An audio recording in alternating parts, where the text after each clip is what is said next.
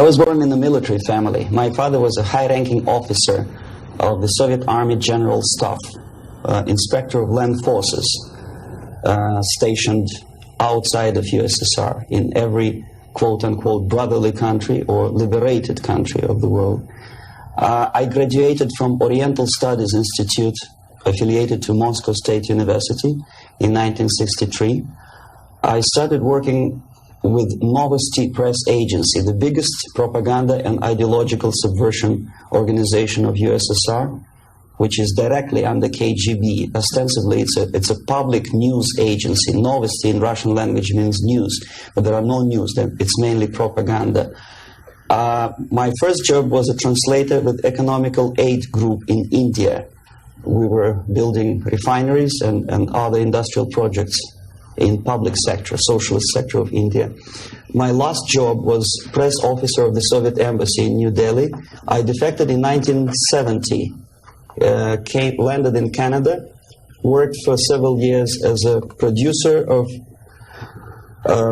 Canadian Broadcasting Corporation, overseas service in Russian language, similar to Voice of America.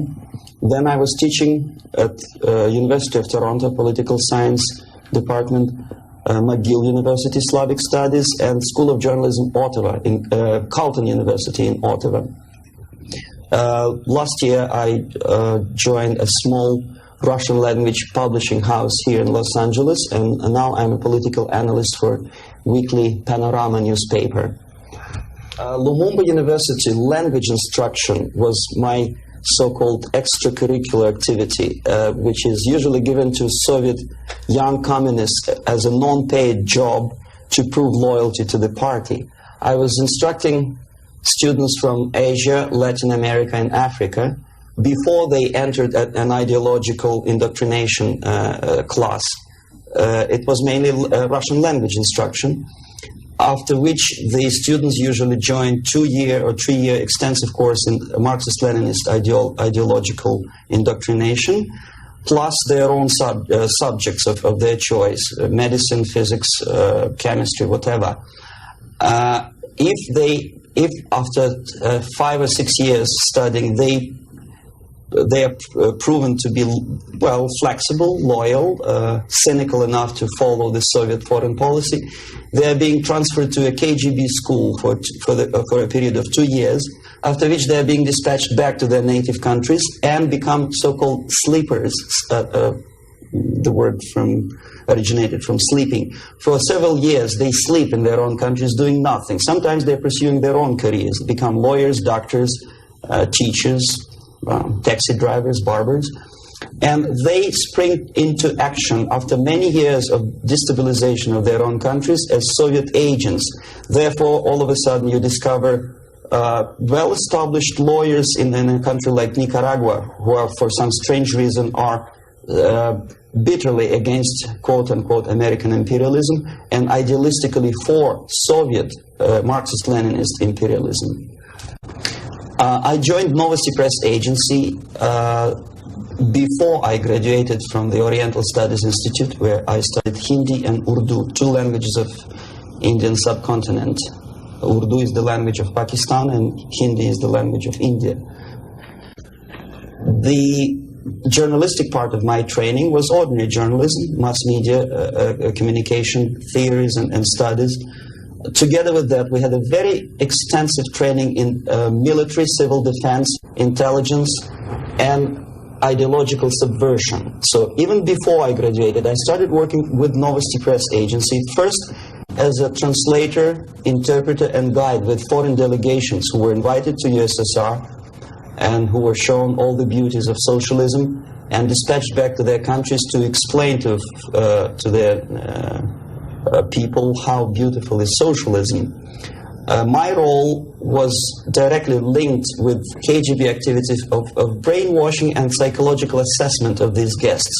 If they showed any sign of flexibility, which means they showed that they were recruitable, I passed them over to professional KGB recruiters, and from there on they were actively being involved in ideological subversion and propaganda, both in USSR and in their own countries.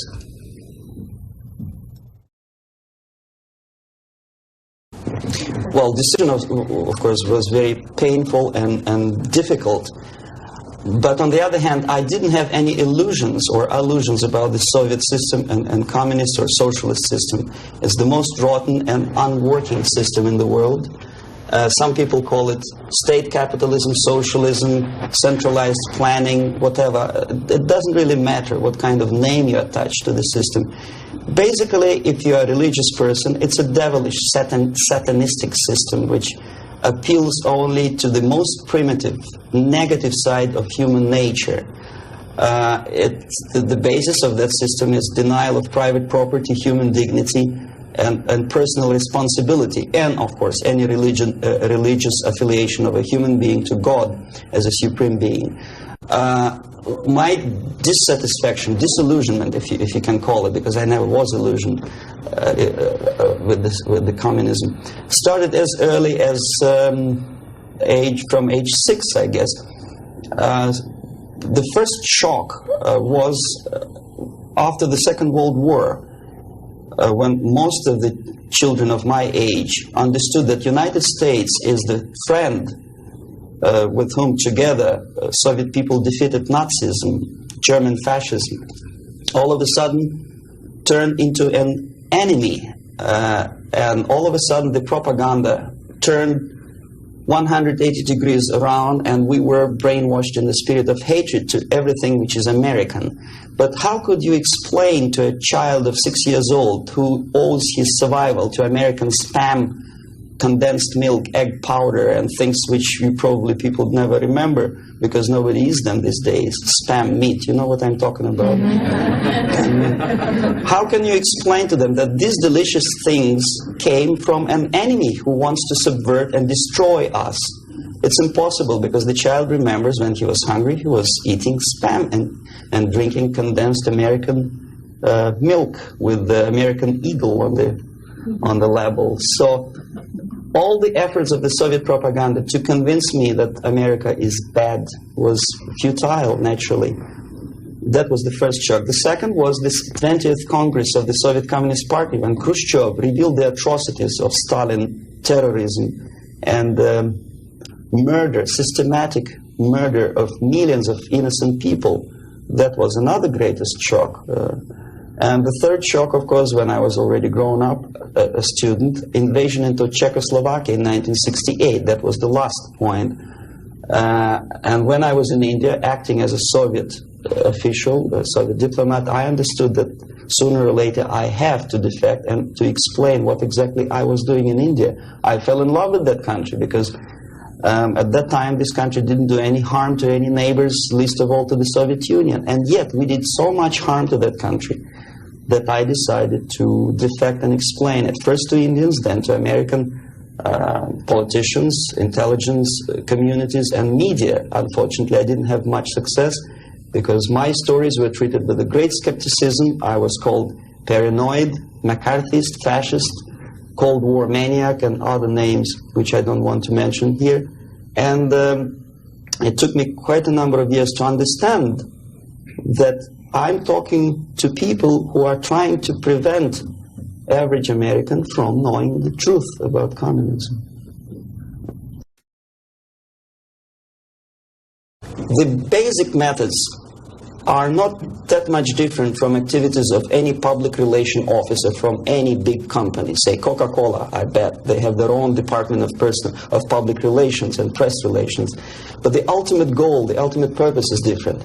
If Coca-Cola wants to make profit and to sell more Coca-Cola to nations of the world, the Soviet Union, the ultimate purpose of the Soviet system is not to sell anything, least of all ideology, is to destroy the civilization on which the affluence and freedom based, and replace it with a system of total control over life of human beings, the system of total exploitation. That's the ultimate purpose.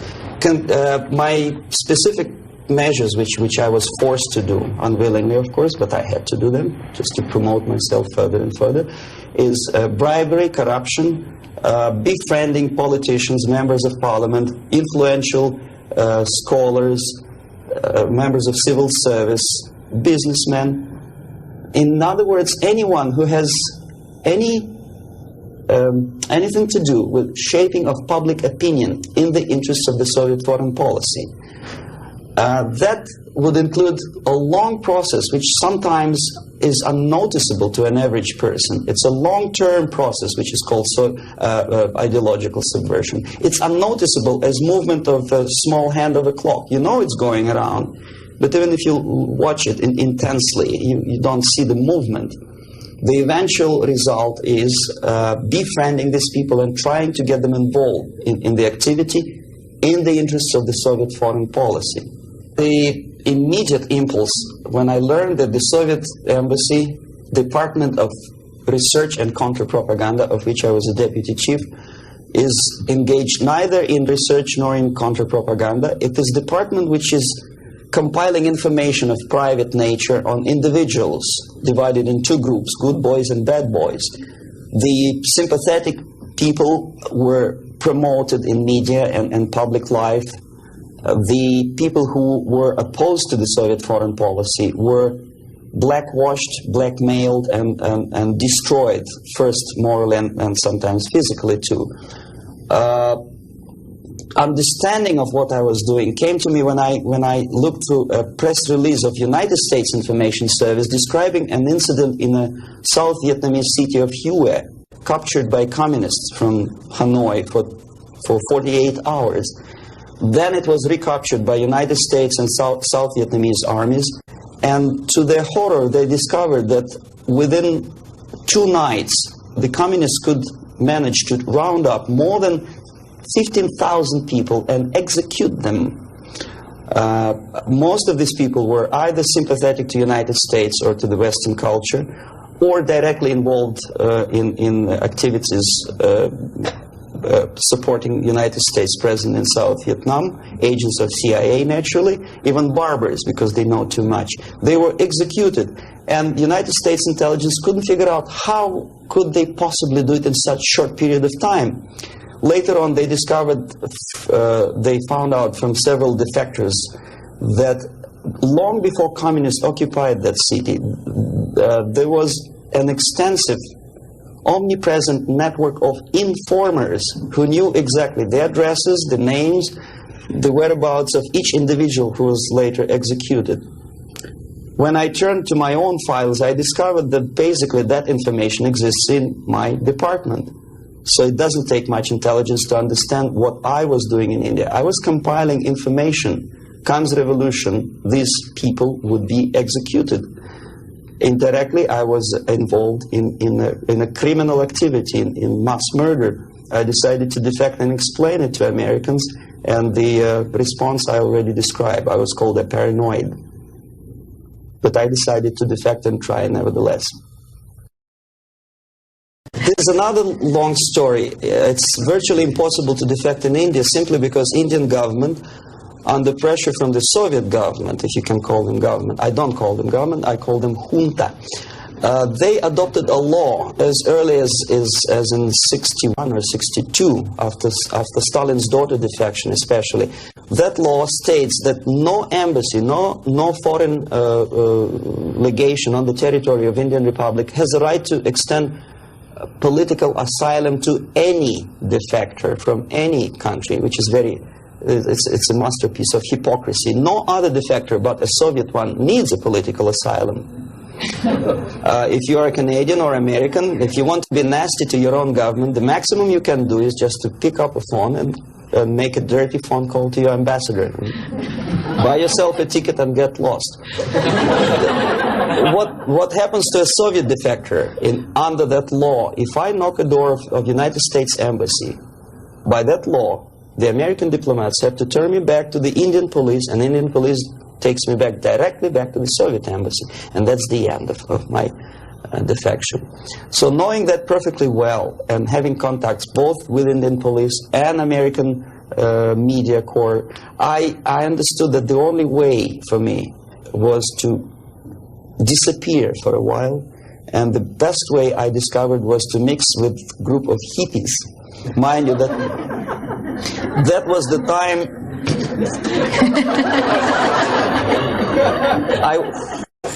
I was 13 years younger, so I looked slightly different, of course. I studied so-called counterculture in India. Sometimes good, sincere young people who wanted to study Oriental mysticism and culture and religion, but most of them were simply easygoing individuals who were delighted with exotic life and the easiness with which they can purchase hashish and other drugs in India. And sometimes they traveled Indian subcontinent without any identification papers. So the best way to escape detection was to mix with the group of hippies and travel in India until the campaign in the media and in the police search will subside. All the newspapers in India carried my picture and announcement of the police that anyone coming forward with information about my whereabouts would receive 5,000 or 2,000 rupees. Knowing that perfectly well, I just walked India barefoot with beads and blue jeans, smoking hash and enjoying life. Until I found sympathetic journalists who smuggled me from India to Greece. Mind you, that was a military dictatorship at that time. Then only I approached American CIA, and they helped me to land in Canada as a legit, ordinary immigrant. So now I'm a Canadian citizen, as you can see from my patriotic tie. Canada is a kind of middle of the road country where there are so many various ethnic groups that another strange character who speaks both Russian and English and two Oriental languages, I didn't have any problem fitting into academic circles, and first being just a student at the University of Toronto, and later a producer with the Canadian Broadcasting Corporation. I think it was successful, and until and unless there'll be follow-up to that movie, it will remain as an open wound in the United States, as a scare tactic, which in this particular case, I'm not sure whether KGB paid for production of that movie or not, but it's totally irrelevant. What is the most important, unless after seeing the tragic sequences of the nuclear attack, American population is not explained what to do about it. If you still stop at that and let it be, obviously, this is the scare tactic, this is the greatest harm done to United States by Americans, by American filmmaker.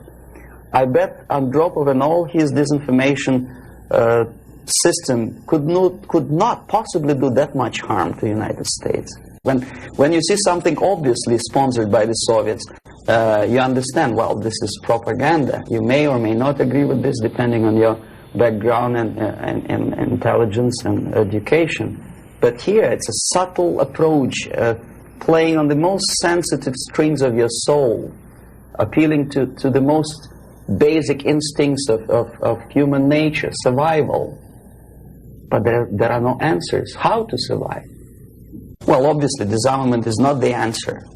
Simply because some people naively expect Andropov to blush out of shame and reduce the number of warheads. It doesn't happen this way. We are facing unresponsive, irresponsible group of people for whom nuclear war is not a theory, it's a practice, and the military strategy of the Soviet Union is designed to do nuclear war and to survive and possibly to win. I started my military training when I was 6 or 7 years old, when I entered secondary school, and I graduated in '63 after almost 15 years of continuous training as a junior lieutenant of reserve of the Soviet Army. And psychologically, every Soviet citizen is well prepared for war, nuclear war. And technically, he is equipped with facilities and the knowledge how to use it in case of war or natural disaster. It doesn't matter. Survival tactics and survival methods are taught extensively in various manners. They are exposed to documentary movies about nuclear war. They know the technical data of radiation or contamination of air and land. They know the organizational patterns of civil defense to such an extent that even if there is no nuclear attack, even if there is conventional warfare, each individual at a certain time knows exactly where to go, what to do, where is the shelter, whom to call by telephone, which is not the case, unfortunately, in the United States. I think if a bomb, ordinary bomb, maybe a stink bomb is dropped in the middle of Los Angeles, most of the people will not die of atomic radiation. They will die of panic. They will run, and the traffic jams and the panic will kill more people than anything else. And where do they go? Is there any literature about how to protect an individual? Is the medical first aid treatment? It's not taught to kids in American colleges, unfortunately. For example, there's obvious tension in the world. Television newscasts inform American family about happenings in East and West Germany. And only at the last moment they decide to bring the canned food down to the basement. It's sheer idiocy. Why not to have them in the basement at peacetime? Number two, there's very realistic picture of what happens when the first nuclear bomb strikes a big city, Kansas City, I think. When people a big panoramic picture shows almost an anthill when people are disoriented totally. That would produce love in Russia, because unlike that, Soviets know exactly what to do. There'll be much less panic, if at all.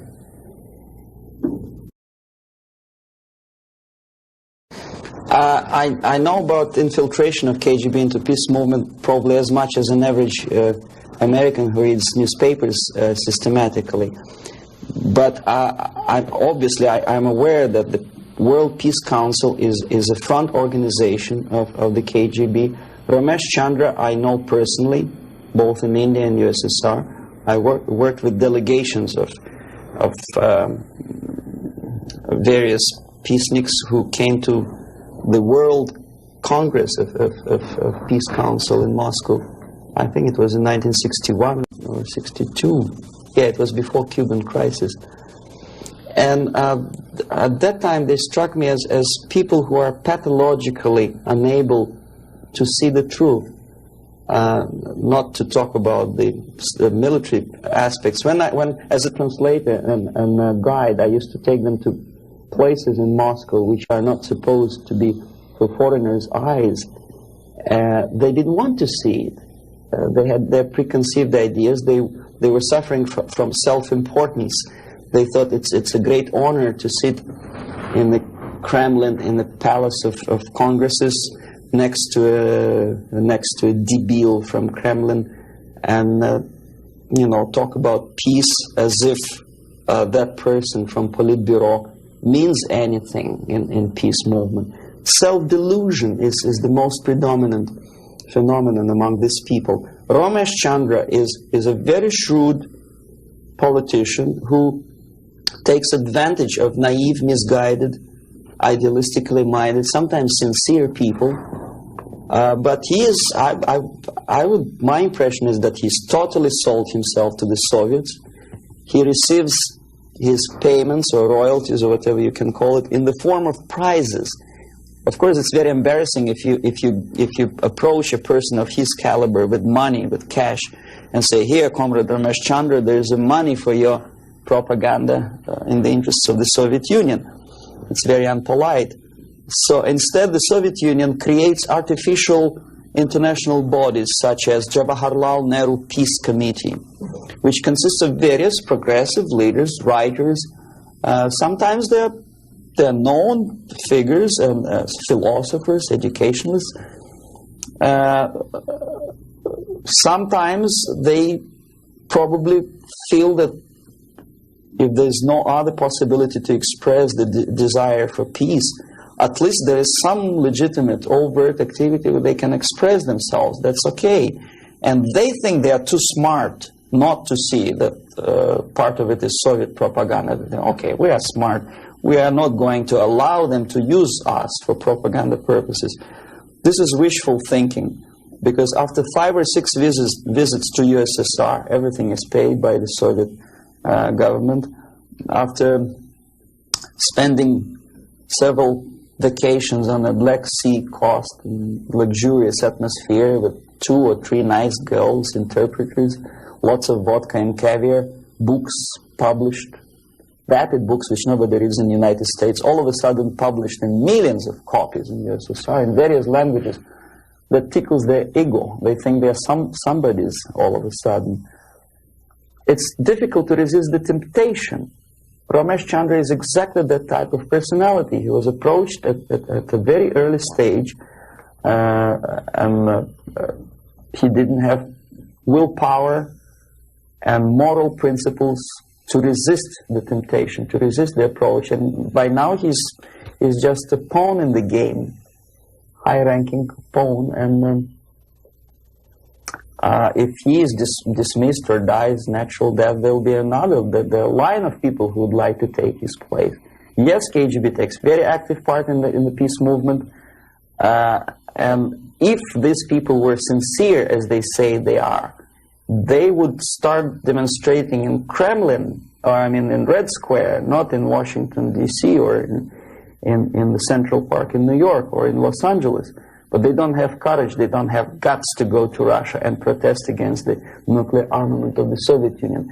Therefore, I agree that they are misguided, but I think they are cowards. They are unprincipled, dishonest people. And there's no justification that they are misguided or poorly informed. It's their fault that they're poorly informed. There's enough information, there's enough possibility. In case of United States citizens, there's enough freedom to do what their consciousness should tell them to do. Go to Russia and protest against armament. It doesn't take much courage to take part in demonstration in Los Angeles. But if you're really genuinely concerned about peace, tell it to Brezhnev, tell it to Andropov, and we'll see how courageous and sincere you are. They don't do it. Well, the greatest strength, I think, is the basic principle of American democracy, common sense, and the value of the principles of private property and respect to human dignity and individual rights. The weakness is the permissiveness and lack of moral stamina, which, if you are a religious person, could be interpreted as probably alienation from religion, alienation from God. Thinking too much in materialistic terms, thinking in short span of time for pragmatic advantages, disregarding the perspective of civilization. Some philosopher, I forget his name, I was a bad student in Moscow, said that the level of civilization is in direct proportion to the time span that human being thinks in future, for future. The least civilized people live today, this minute. The more civilized nations think about tomorrow, 10 years from now, 100 years from now. Well, this is one of the definitions of... Unfortunately, Americans are made to think in shorter and shorter time span terms. This is the greatest weakness. So therefore, enjoy life and make love, not war. I think that willpower and revitalization of traditional moral values and principles is the most desirable thing now, today. The sooner the better. The things, the principles and values on which the affluence and success of American civilization depends and based upon should be immediately revitalized and brought back to school programs, to media, and let's face it, propaganda. I'm not afraid of this word, unlike the left liberal journalists who think, oh, well, it's propaganda. I don't see anything wrong in propagating the basic moral principles and values on which America is built. Willpower, faith, unshakable faith that this country, this civilization is right and the enemy is wrong. No amount or no number of nuclear warheads and no size of the army will help United States to survive, whether there's nuclear war or conventional warfare. Vietnam proved very clearly that with all the technology, with all the supersonic bombers and napalm and whatnot, electronic gadgets and cold beer and Coca-Cola, you cannot defeat an enemy unless you are fighting and have faith in the righteousness of your fight. So that's the most urgent thing, I think. Wake up and convince yourself that you are on the right side. There should not be no neutralism or objectivity. Or objectivity is good when you are discussing philosophical concepts. In today's world, if you are neutral, you are already an enemy of your own country. You have to actively take part of your country, your side. One of the reasons of my defection is that I took side. I was decided to take part, to take choice, to make my own personal choice. For some strange reason today it's very fashionable, it's considered to be an intellectual chic, not to take sides.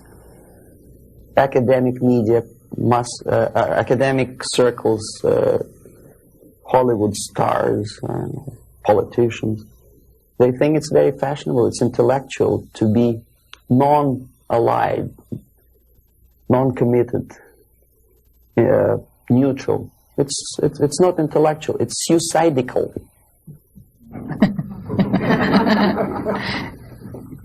Suicidal. Okay, I'll start with a short explanation. I'm going to show you some slides now. The things that you're going to see, there's nothing new actually. They're reproductions from various media organs in the United States, USSR. Probably you see these pictures 100 times a day. I'm going to give you a different viewpoint on the same things, same facts that you see, and probably don't take much trouble to understand and think what you are seeing. I don't know if you heard my introduction. I'm an ideological subverter, yes, from Russia. Okay. Okay, it's the idea of showing the slides to you is just to provoke questions in your mind, and later on, if you still have patience with me, I will explain how exactly the system of ideological indoctrination and subversion works.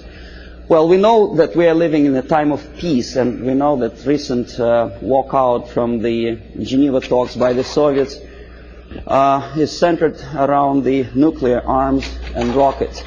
We don't see much about the Soviet preparedness, a Soviet viewpoint on the military strategy. Well, this is a selection of pictures, only pictures. Confucius said that one picture tells more than 1,000 words. These pictures are from everyday newspapers in USSR. This is what the Soviet citizen looks upon every day. Basically, this is a militaristic spirit, pictures of foreign delegates observing the rockets passing the Red Square.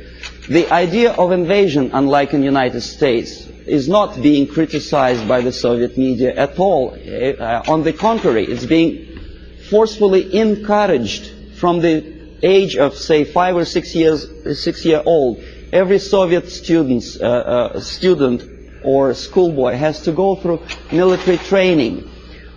This is a picture from a special military school where young kids, well, maybe 4 or 5 years old, are being trained to be future officers of the Soviet army. That's what they do when they grow up. These are the Soviet sailors, Navy officers in a foreign country.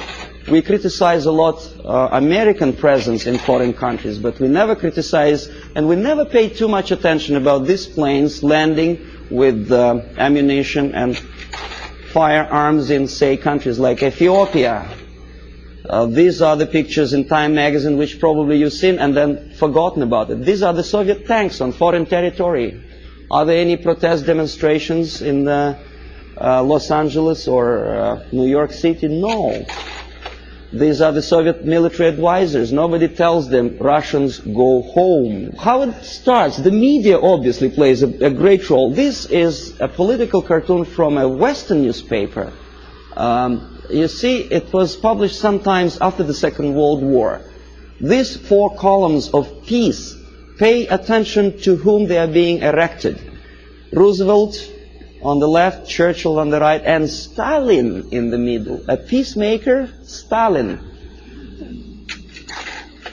Okay, this is another thing. Chicago Tribune, January 1945. Destiny's Child. New Year, 45, is born. Look who is looking with love and affection. Churchill, Roosevelt, Chiang Kai-shek, and Stalin. And this is how the Soviet media describes Churchill as a warmonger. Искусство, Moscow, 1951. This is how the Soviet media presents American militarism linked with Nazism. This is how the Soviet media illustrates South African colonialism, not much different from a political cartoon in New York Times or Los Angeles Times. As a matter of fact, almost similar. Growth of inflation due to military expenses. A political cartoon from Pravda newspaper. It could be published as it is in Los Angeles Times. Nobody would wonder. NATO is criticized by the Soviet media, but so it is by the American media. Law and order, justifying the former military criminals. This picture. This is what this is a number of books which I selected in an average university bookstore. Most of them are left-wing propaganda. Erich Fromm, May Men Prevail? The Indochina story, of course, from the viewpoint of left. Lenin's work, How to Deal with Communists, by a former ambassador to USSR. Marx and Engels, Lenin, Herbert Marcuse. The communist movement. These are the books which are included in the list of reading for an average student of political science department in any college of Canada or United States. These are the books which are on sale in United States and Canada. Soviet propaganda. These are the booklets and magazines published by Novosti Press Agency, for which I worked for 12 years. No restriction for these booklets. I found them on the campus of Toronto University. Half of these books I edited myself when I was working for Novosti in Moscow. This is a very interesting thing. It doesn't say much unless I explain what it is. These are the seals attached to crates of books imported from USSR to Montreal. As you can easily see, the seal is unbroken, which means that the customs in Canada didn't bother to see what's inside. And as I know from my personal experience, we used to import machine guns, AK-47 and ammunition through India to Bangladesh in exactly the same crates, signed printed matter to Dhaka University. This is what editor of Time magazine suggests you to read at the time of invasion, fall of Southeast Asia to communists. Solzhenitsyn's Gulag Archipelago is on the bottom of the list according to the editor's choice. Why on bottom of the list? These are the books which are never included in the list of compulsory reading to in any university or college in United States or Canada. Look what the student is missing. The Death of Stalin, Childhood in Prison, Ferment in Ukraine, Russian Secret Service, The Great Terror. These are the books which for some strange reason Americans are denied the freedom and right to read. Why America is in global retreat? Have you ever seen this book on a campus? No, of course not. I know that. Anthony Satin, National Suicide. Have you ever had a chance to read that book? Oh, you had? Well,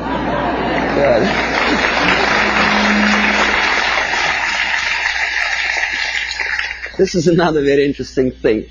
A description how drugs penetrate into Western society originated in communist world.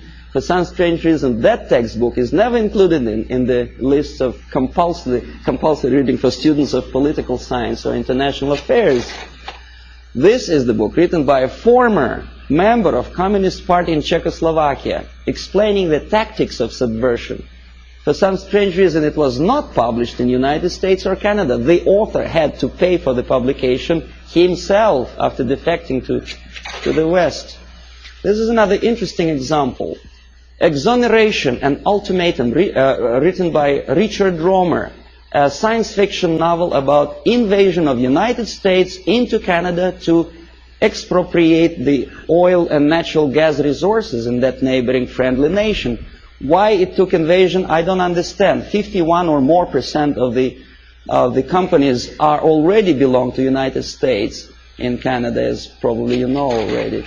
Who is the author? Richard Romer is a dynamic and dedicated exponent of the needs of potential. And so anyway, he's a friend of Pierre Trudeau, a former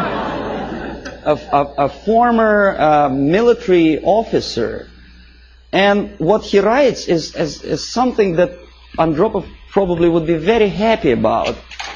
He describes a situation when the only thing that saves Canada from United States military occupation is a call from Andropov to the President of the United States, threatening him with the reply or with the military answer to an invasion of Canada by United States. And this is written by a close friend of Pierre Trudeau, a politician, a former military man. Why? Is he a paranoid or am I a paranoid? These are the three books published almost simultaneously, sometimes in the middle of 70s. CIA and the Cult of Intelligence. CIA Diary by Philip Age and the KGB by John Barron. I tried to buy the KGB, but it was not in the bookstores of Canada or United States. The previous two books on the left were. This is the author of the most anti-American book, The Defector to the Communist Side, Philip Age. He is alive. Nobody is threatening his life. Nobody is poisoning him with the poisoned umbrella. This is, you know who? He's criticizing CIA for developing a gun to kill communist agents. And he tries to present it as a crime on behalf of United States Intelligence Agency. Why is it a crime?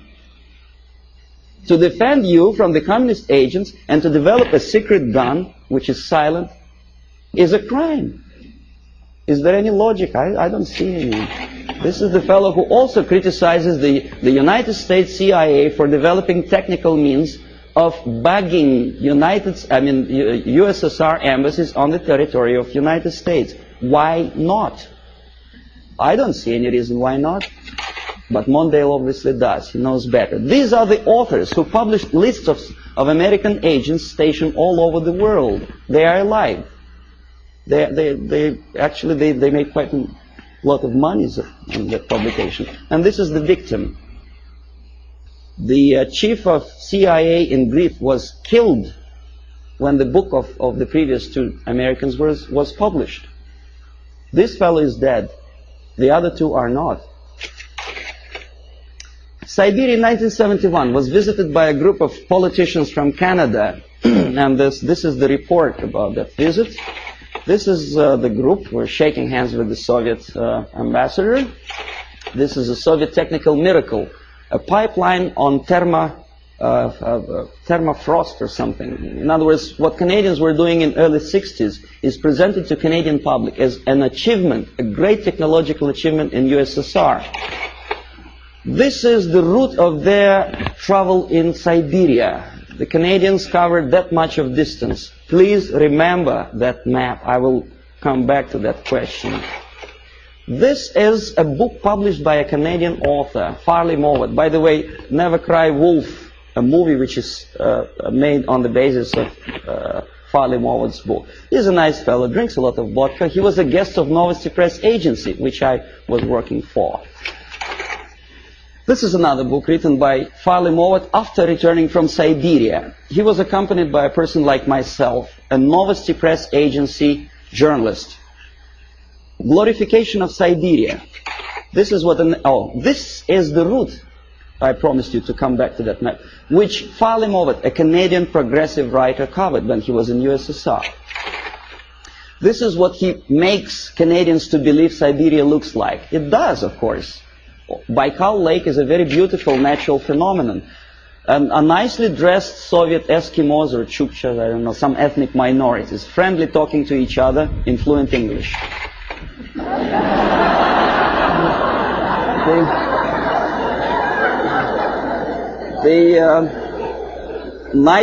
Nice motel somewhere in the middle of Siberia. Huge hydroelectrical projects. It is true, it is built, but they never mentioned by whom. And this is what I eventually wanted to show you. These are the two routes. First one in red ink by Canadian government delegation. In blue ink by the author Farley-Mowat, accompanied by Novosti Press Agency. The black dots are locations of Soviet concentration camps. These people were shown the places where the slave labor is being used by the Soviet government, if you call them government. I call them junta of mass murderers. But there is not a single mentioning, not a word, that those beautiful electric stations were built by slave labor. This is what Canadian reader will never see in the report by Canadian politicians or the progressive writer Farley-Mowat. You say, well, that's Russia. This is not a kindergarten. This is a prison for children of prisoners. These are the houses. If an American contractor would build a house like that, I think he will end up in jail. But this is what is being shown to some naive foreigners as achievements of Soviet technology. Naturally, if you follow the editor's choice and advice, you will never understand that the description, the most detailed description of Soviet concentration camp system is put on the bottom of the list. You say, well, maybe in USSR, the concentration camp is nothing surprising. Well, this is a concentration camp in Southeast Asia, in Cambodia. Same thing. Slave labor. This is what happens to slave laborers when they don't obey the orders. They are being executed, not by firing squad, because bullets are too expensive, by shovels, crushing skulls. This is the victory of communism for you. This is what happens to their children. And this is the originator of this slaughterhouse, Cambodian Premier Pol Pot, during interview with Time magazine. Very nice, plump, fatherly image. You are made to believe that Holocaust happened during the Second World War is something that may happen again. It may. But the originator of it may not necessarily be the Nazis. We don't have any Nazi submarines roaming around the shores of the United States and Canada. We have liberation forces. That's what Holocaust. This is happening right now, after the so-called National Liberation Movement. This is a still from a movie, Holocaust, a television production. The Nazis are shooting the prisoners, the Jews. We are made to, well, it's horrible, of course, there's no denial. It happened many years ago, and the tactic, which I will explain you later if you have patience with me, is side-tracking your opinion from present danger to the past. From this is present time, this is past time. This is happening right now in Asia, Africa, and Latin America. Is there any movie about Holocaust which happens now? No. This is what happens in, well, it did happen in Rhodesia before it becomes Zimbabwe. It's a black girl, by the way, not a white one. This is the result of the socialist movement. These people were killed by those who are now in power in Zimbabwe. And we call them reverend bishops or whatever. This is the supply of Soviet arms to Rhodesia before it turned into Zimbabwe. And this is a very interesting picture. A poor South African is showing his internal passport, saying that there's no freedom and he has to live wherever he is assigned to live by the police. For some strange reason, not a single media outlet in the United States makes a comparison, because in Russia every citizen has a passport like that. And the Asian ethnics in USSR do not have the right to live in those areas which are designed for the whites, and the other way around. But we are getting emotional about this passport. Why not about Soviet passport? The answer is flowing in the wind, how they sing. Okay, the feeling of guilt. Open any magazine. There are lots of pictures like that. Hungry people asking for your dollar. Donation. Think about it. Emma De Leon has no one else to turn to except you. See how many pictures? I collected them within 1 week. And who helps them? Rock stars. Through United Nations, UNICEF. And how they use this money? They buy arms. Have you noticed that countries like Philippines never ask for donations? Why? Because they have free market system. Oh yes, they have military dictatorship, oppression of civil rights. But for some strange reason, only those countries which are already liberated by Marxists are asking for your donations. Why? And when they get these donations, will you be my friend? This is what Time magazine wants you to think. If not, the implication is this is what's going to happen. Kolwezi, when white miners stationed in this small country, African country, were murdered by so-called National Liberation Movement. This is the result. Raped and murdered after your donations. And who is supporting these movements? Of course, United Nations. Okay, we'll come later on to the question of semantic manipulation. Everybody knows that United Nations is not united and it's not nations, but we continue to call them. I don't know how many people notice the striking similarity between the emblem of United Nations and emblem of the USSR. You think it's coincidence? The symbolism is obvious, unless you are blind, of course. And the creator of the United Nations Charter is an American, Alger Hiss, standing next to Comrade Molotov, sitting there on the left. We know he was a Soviet spy, but he is at large now. Alger Hiss, he is a lawyer, a respected citizen of the United States, a former Soviet spy. Well, you know, this guy is Daniel Ellsberg. He published secret papers of Pentagon. Why not of Soviet military-industrial complex? He is a respected citizen of the United States. Dr. Spock, Agony of Vietnam. I forget what's his name. Oh, yeah. How many men has to die before they understand I don't remember the lyrics of the song, but it was a very impressive song. When I was a Soviet student, I almost cried when I listened to that.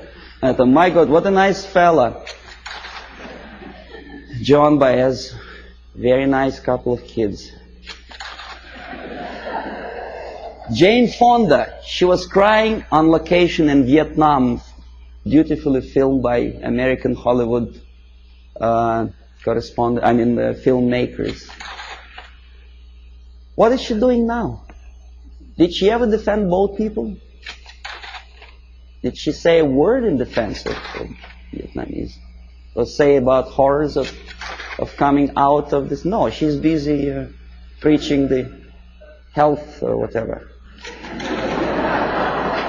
And also, she takes part in demonstration against South African racism. Not about this. And not about this. This is liberation movement warriors.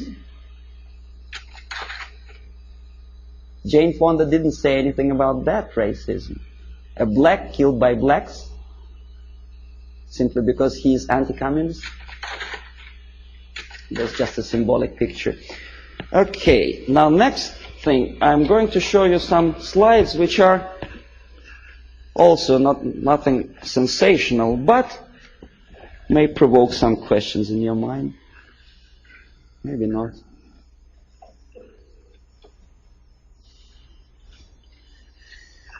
Okay. The more questions you have, the better, because we'll come to systematic explanation of the phenomenon later. Now I want you just to get excited. Hollywood actress talking to Fidel Castro. Nothing wrong, of course. Depends what is the message or what's the subject of talking. I bet you never heard about this fella. He's an American singer, Dean Reed. He's singing in Moscow for some strange reason. And you know what he's singing about? Oppression, civil rights in USA, and about poor Americans who cannot survive.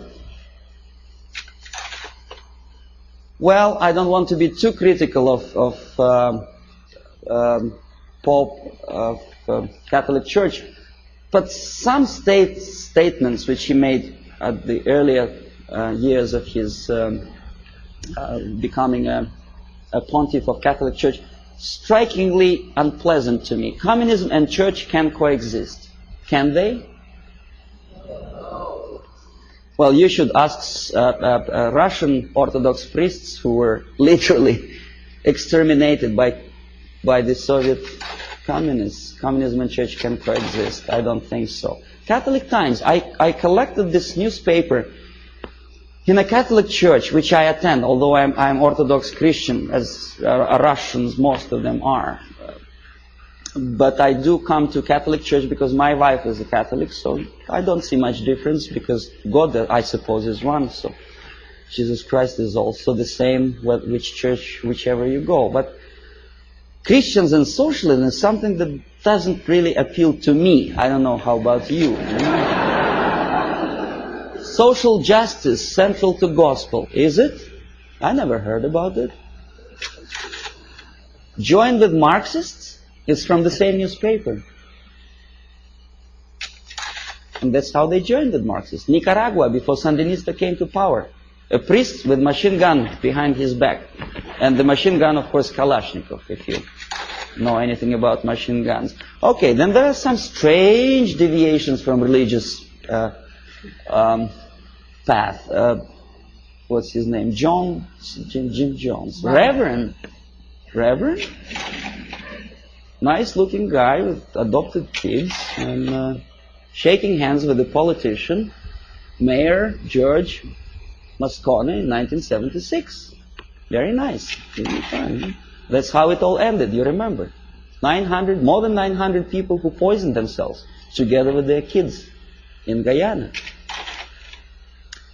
This is a very interesting picture. It's not very clear. Instead of Jesus Christ, they put a naked lady, in the church. Strange, huh? Of course it's strange. Crucifix of a woman for Palm Sunday.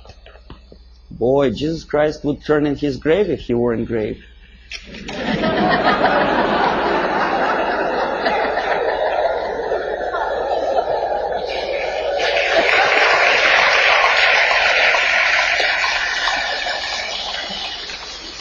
Now this is something that also indicates some strange occurrences within the framework of organized religion. In Struggle, a paper with hammer and sickle, published by a Canadian group of Trotskyites, very dynamic, extremely radical group. They challenged the question, whose democracy is this? meaning that Canadian democracy is not democracy at all, simply because that radical group is challenged by the local police, right? So nothing new, we know about this. But look where this paper is being distributed. Political repression, Friday, October, Battle Street, United Church. Strange, huh? See, this is the same leaflet, enlarged. This is another thing. President Carter handed over an antique crown belonged to Church of Hungary to the present communist regime of Hungary. Why? I don't understand. To make them friendlier to church? I doubt. Feminist movement. I don't know how you feel about feminism. I don't think that to be equal with men, you have to politicize your movement. You cannot legislate equality. You have to be equal. But that distracts your mind from real issues of family, loyalty, and well, if you feel moral foundations, and they make a great political capital on that. First Lady of the United States sitting to some kind of, I forget what her name was, exposing her tits to the media. I mean, this is, and by the American media standards, this is something normal, acceptable.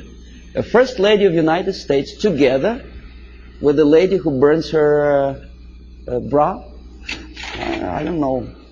Well, ladies in the army, of course, I don't know what's your opinion. I never heard about girls in the Soviet army, especially in the infantry force, simply because when they have period, that may create a problem for invasion of, say, Afghanistan.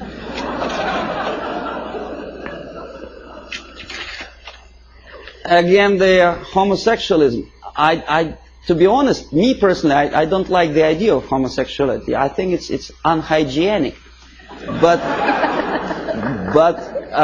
homosexuality in the army, making heroes of them, gays on the march? Why? Why to have copulation in a natural manner deserves a public opinion, attention, and a political force? Why to politicize something which doesn't belong to politics at all? In the Soviet Union, we have a joke. Don't mix politics and prostitution. They are already mixed. We know perfectly well, the medical science proved that homosexuality leads to distortion in human psychology. This fellow killed 15 kids after molesting them sexually. We know that most of the agents who were recruited by KGB, including McLean and Guy Burgess, were homosexuals. But we are reading in the media that this is something acceptable. More than that, we are made to believe that these people deserve equal rights and respect. Well, that again is a debatable question, whether to like or not to like certain type of music. Me personally, I don't. These two nice ladies, one is younger, the other is a little bit older, both of them wanted, for some strange reason, to shoot President of the United States, defending the environment of the United States, the green trees and vegetation. Why it takes death of United States President to defend the environment, I don't understand. If you do, please explain. Then, of course, glorifying all kind of national liberation leaders, we naturally provoke our own kids to go into some strange liberation movement. You know who I'm talking about. This is the girl who was abducted by terrorists, and then she became terrorist herself, a daughter of a wealthy publisher. Naturally, there are thousands, millions of kids who loved, adored her courage. This is Comrade Carlos. You know who he was? He was trained and educated in Lumumba University, where I was teaching Russian language to the likes of him. That's the result of the activity when they come back home. Aldo Moro was killed by Red Army terrorists who wanted to liberate Italians from something. I don't know from whom. These are the the persons who were part of Baader-Meinhof gang. And this is a person who also liberates someone from someone. I don't exactly know, obviously, Indians from whites in the United States. But pay attention what he holds in his hand. It's Kalashnikov, AK-47. I know it by heart. I can put it apart with my eyes closed. War on terrorism. Does it exist? Apart from verbal war. This is what I have collected on a campus in Canada. Carleton University, Ottawa. Left-wing tabloids. That's how they instill in the minds of people, young people, that to fight is the only way, the violence, death is the only way to achieve rights of Palestinian people, other people, Quebec separatists, and jobs and peace. Obviously, you cannot get job if you spend all your time walking up and down streets with posters like that. You have to go to a place where the jobs are. And of course, to find a job, the most unsuccessful way to find a job is to read papers like that. Don't feel like working. This is something another. This is a Playboy magazine. Probably you heard the story about Larry Flint, how successful is he to attract attention of media and public opinion by doing crazy things, getting involved in court case of the car manufacturer. Why he wants to do it, I don't know, but what he does attracts some strange mass attention. Playboy magazine makes jokes about Russian sex. That's the image they want to present to American people. But they don't explain to American people that the process of demoralization is not a question of joke. This is Portugal after socialists came to power. On your left is a prostitute who was imported from East Germany to Lisbon. A communist prostitute in a country which is just had its successful socialist revolution. Very interesting. What for? To make money? No, I'll tell you later. On the right, pornographic literature in a country with strong Catholic moral principles. Well, I don't know how many people of you like to drink alcohol. I did. But I noticed that some ads in magazines have some strange desire to joke about alcohol. And the jokes are closely related to justification of Soviet, Russian presence. A prominent Russian joined the secret service. Something to joke about while you drink vodka. I don't see any humor in that. Do you? I don't know. Okay, this is a number of advertising of alcohol for which Canadians get into hot water. Comes the revolution, anyone can drink McGuinness vodka. Alberta vodka is superimposed on the picture of cruiser battleship Aurora. I don't know how many of you know that this is a historical relic in USSR. The revolution, communist Bolshevik revolution started with the cannon fired from that battleship. And obviously Soviet embassy was insulted, so they sent a protest note to Pierre Trudeau. And the picture was removed from the magazine. When I was teaching at Carleton University in Ottawa, my superiors forced me to do an IQ test with two groups of my students. The idea was to answer about 100 questions, to give answer, yes, no, or undecided. The more undecided or negative answers you give, the more, according to the compilers of this test, you are adaptable and useful to society. The more positive answers you give, the more questionable is your adaptability and usefulness for your country. This is explanation how to score, how to count the scores. And now see the questions.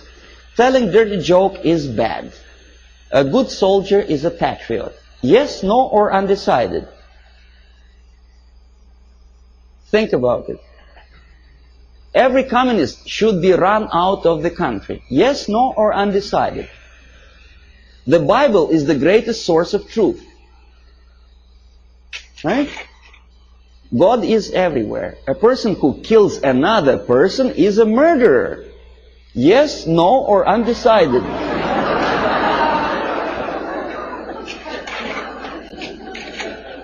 Okay, now, if you don't believe me, let's come back. See, I want to repeat you once again the conditions of the scoring. The more undecided and negative answers you give, the more you are adaptable and flexible and useful for the society. Do you understand what they are doing to kids? Okay, they are doing two things at a time. They teach them moral relativism. They teach them how to lie to get a greater score. Because obviously a child would say if a person kills another person, he is a murderer. But for the sake of getting a higher score, obviously a student would put no or undecided. So you teach your kid how to lie to be successful and to look adaptable and useful for society. Well, obviously I had to do that test, but I added one more question to that thing. My own question. I said, what kind of society you are going to be useful to?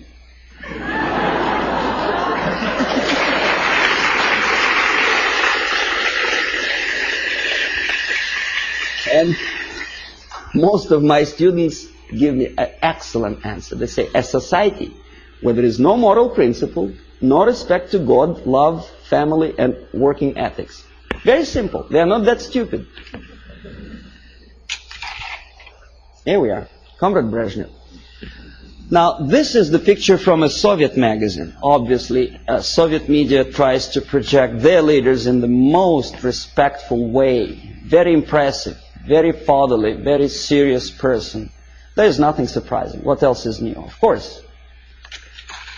But this is Time magazine, an American magazine. The caption is not quite clear, but it says basically that Comrade Brezhnev doesn't give interview to Time magazine. The message is clear. He's a positive, caretaking person. He's too busy to take care of the world problems and economical problems in Russia. It's a very humorous caption. But nevertheless, the impact, if you are not quite concerned about politics, what is your impression about this nice gentleman? Nice, smiling, tired, well. And this is how media presents your leaders.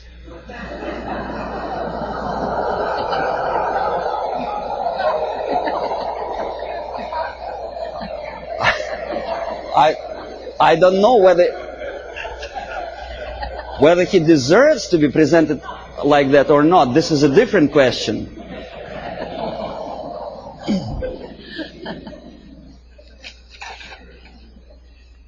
This is Prime Minister of Great Britain about 10 years ago, together with Beatles. You may or may not like Beatles. Me personally, I don't like them. But a Prime Minister of a country together with entertainers. The Queen, Her Majesty Queen, knighted Beatles, a highest honor which previously in all times was given only to the most deserving patriots of the British Empire, was given to a bunch of monkeys.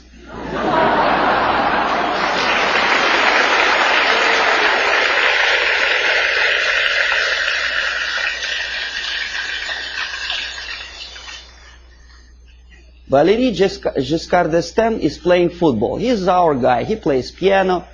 No, never mind what he does for politics or world problems. He's nice, charming personality. Helmut Schmidt is taking part in a circus performance. Nice, charismatic leader. Never mind what his policies are. He's popular. He's in the section of People of Time magazine. First Lady of United States together with the pop singer, folk song singer. Well, so what? You know, we had a saying in Russia that in all times, clowns were entertaining the royalty. Today, the mightiest of the world think it's a privilege to appear with entertainers. It's just the reverse of the old principle, you know. They are the entertainers of entertainers. because they want it for their political career. Ed Kennedy dances in Moscow. Why? I mean, is that his business to go to USSR? Why doesn't he occupy himself with something more relevant to the urging problems of the world?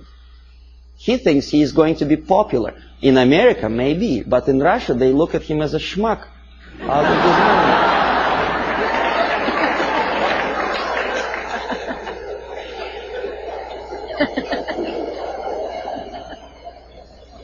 Senator McGovern is talking to a gorilla somewhere in Africa. Not the gorilla monkey, but a young member of National Patriotic Movement.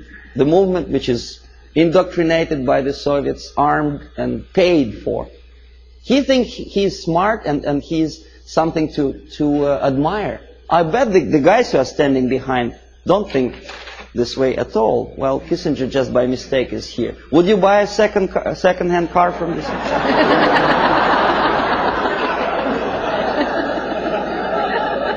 Pierre Trudeau, Prime Minister of one of the most developed industrial nations, independent nation in the world, is befriended by Fidel Castro. If you remember, Canada never stopped trade relations with Cuba, despite the urge from the United States government's administrations not to sell Cuba strategic technology and materials. No, he wouldn't listen to the United States. He smiles at Fidel Castro. Meanwhile, his wife, estranged wife, Margaret Trudeau, is talking to rock star. I forget his name. That's it. That's him, right?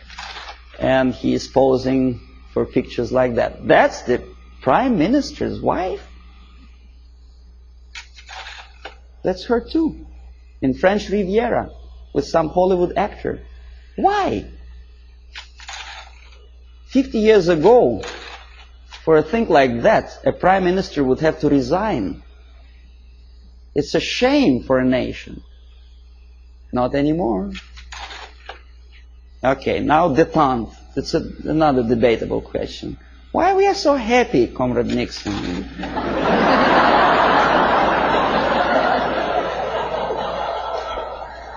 What is so funny? I would like to ask. Yeah, smile again. Why? He's standing next to a mass murderer and he's smiling. Why? Pierre Trudeau also attentively listens to Comrade Brezhnev's, I don't know what. West German chancellor is helping Comrade Brezhnev to stand up because the senile leader of Russia is unable to stand up without Western aid.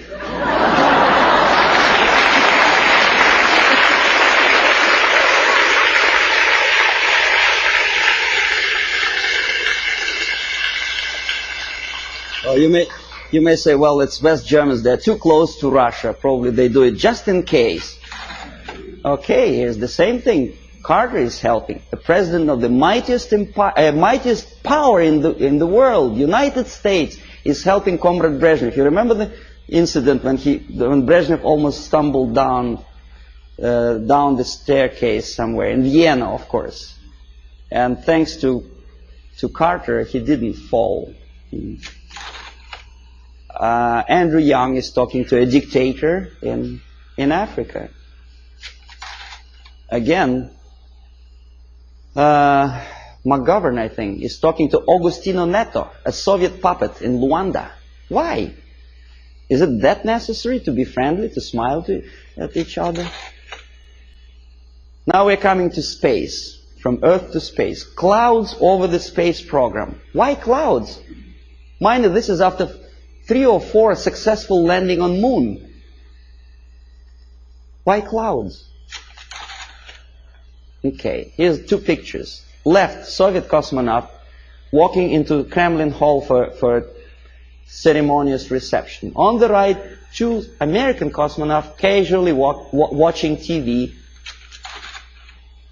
On the top, Soviet Politburo talking to the space pilots on orbit. On the lower picture, Lyndon Johnson with, I think that's Glenn, no? An American spice pilot. Now, even if you don't know anything about the theory of information, the comparison, mind you, this is a French magazine, it's not a Soviet propaganda. The comparison of the size of the pictures gives you the message already. What is more important? What is more impressive? Here, a picture from Soviet newspaper Pravda. A Soviet schoolboy compares two replicas of Soviet Soyuz spacecraft and American Apollo. Friendship in space, détente, right? Pay attention to the size of the spacecrafts. They are almost identical, right? Now this is what the size, almost actual size is. The American spacecraft is on the left. It's almost twice as big as the Soviet one, right? Okay, this is a Soviet picture. This is an American picture with true sizes. Okay? You say, well, Soviet media, of course, tries to diminish the successes of the American space program. Now, this is an American media. On the left, a Soviet moon walker or Soviet probe on moon. On the right side, an American space Volkswagen, as they say. It actually was used on the surface of moon. The sizes are almost identical, right?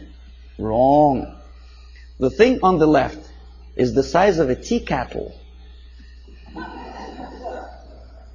In other words, about 100 times smaller. But Time magazine does not explain it to the readers. An average person in the United States has an impression that the junk on the left is as important and as successful as the masterpiece of technology produced by American mind and ingenuity. Okay, you remember Skylab? There was a time when it just about to fall down on the United States or any other country. And the Pentagon was very worried. There were pictures, there were discussions on TV. Some strange characters even started joking about it. See the Skylab target. A lot of emotions expressed about the failure of United States Skylab. A lot of bitter opinions were expressed about the unnecessary spending on space research. But when Soviet nuclear-powered satellite fell on the territory of Canada, there was no protest demonstrations, there were nothing like that. Nowhere in the world. Ask yourself why. According to some information, this was not a satellite at all. It was a flying atomic bomb. Canadians spent something like $15 million just to find the junk on their own territory. Thanks God it fell in inhabited areas of Canada, in Northwest Territories, where only penguins live. Well, what if it fell on Toronto? A flying nuclear bomb? Oh boy. But no protests. Here, Soviet ambassador Anatoly Dobrinin happily looking at the linking of American and Soviet spacecraft. In where? In American Grounds Control Center. This is a picture from Time magazine. This is also a picture from Time magazine. Soviet citizens are watching the same moment, linking of spacecraft. Think about it. Compare. Here, happiness. On the right, American representative of the NASA and Dobrinin, very happy. That's how ordinary Soviet citizens think about the farce in space. They understand perfectly well that linking spacecraft in space is just a fake. It doesn't mean anything. Look at their faces. They are sad. A dream was realized. Was it worth the price? pessimistic question, right? After all the successes of American space program, and the media tries to instill in your mind a doubt, pessimism. Why? Oh, this is a frog. I don't know how much you know about frogs. I'll tell you that a frog can see a mosquito only if it moves across the area of its vision. If a mosquito quietly sits on a grass blade, the frog doesn't notice it. That's the attitude of American media. They do not notice problem unless it moves, and moves close to Hilton where they station.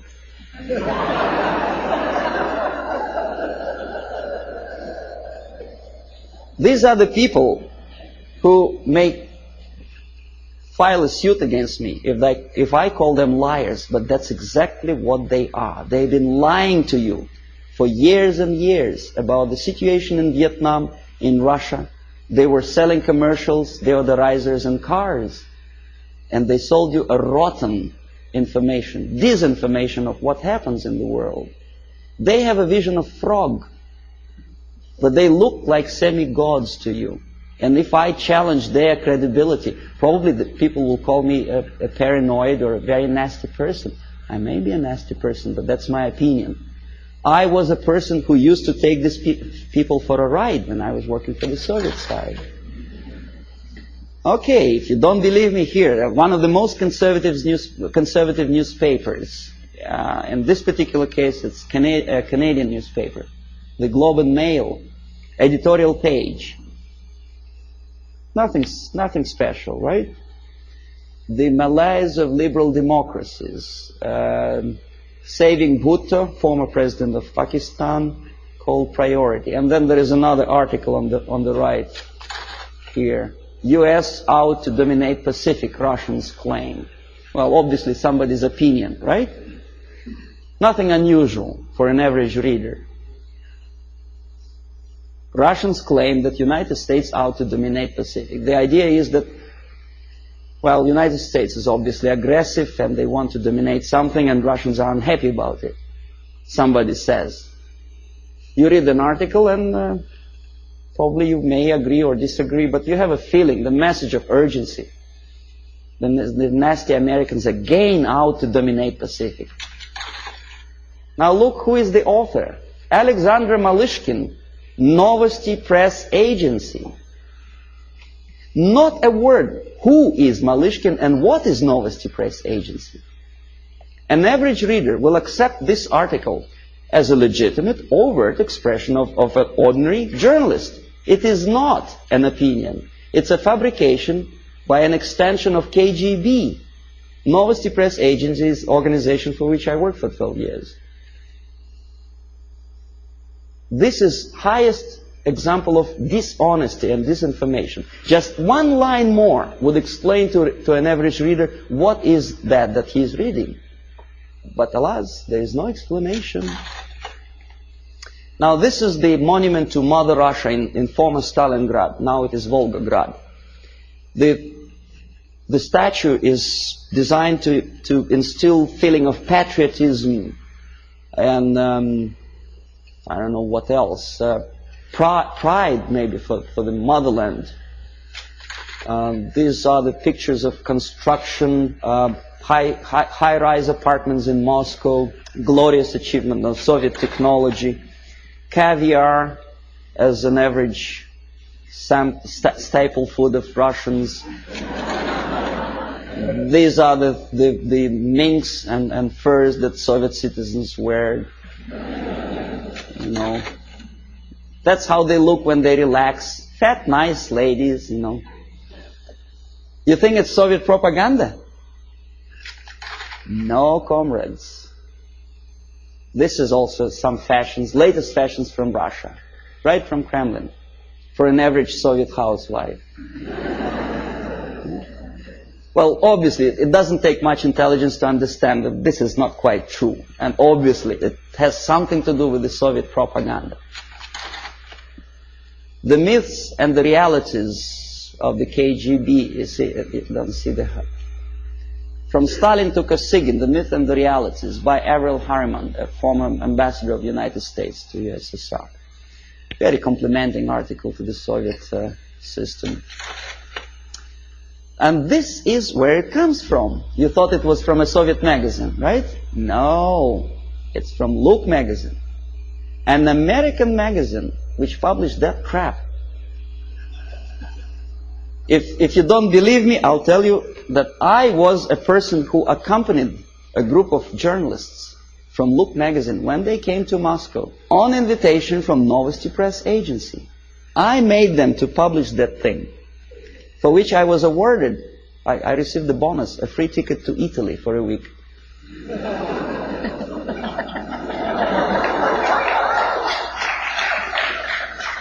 Now, this has looked like sheer high-class idiocy, but unfortunately, this is exactly what happened.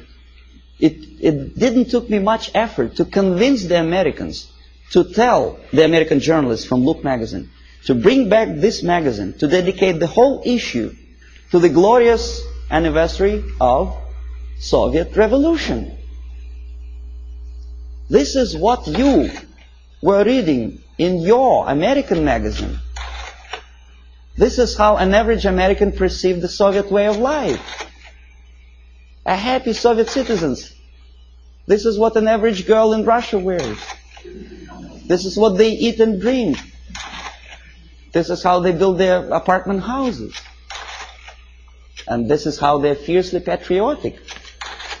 Amazing. Anyway, so I will explain you how it all happens. The last two pictures I will not comment. I want you simply to look close into these eyes.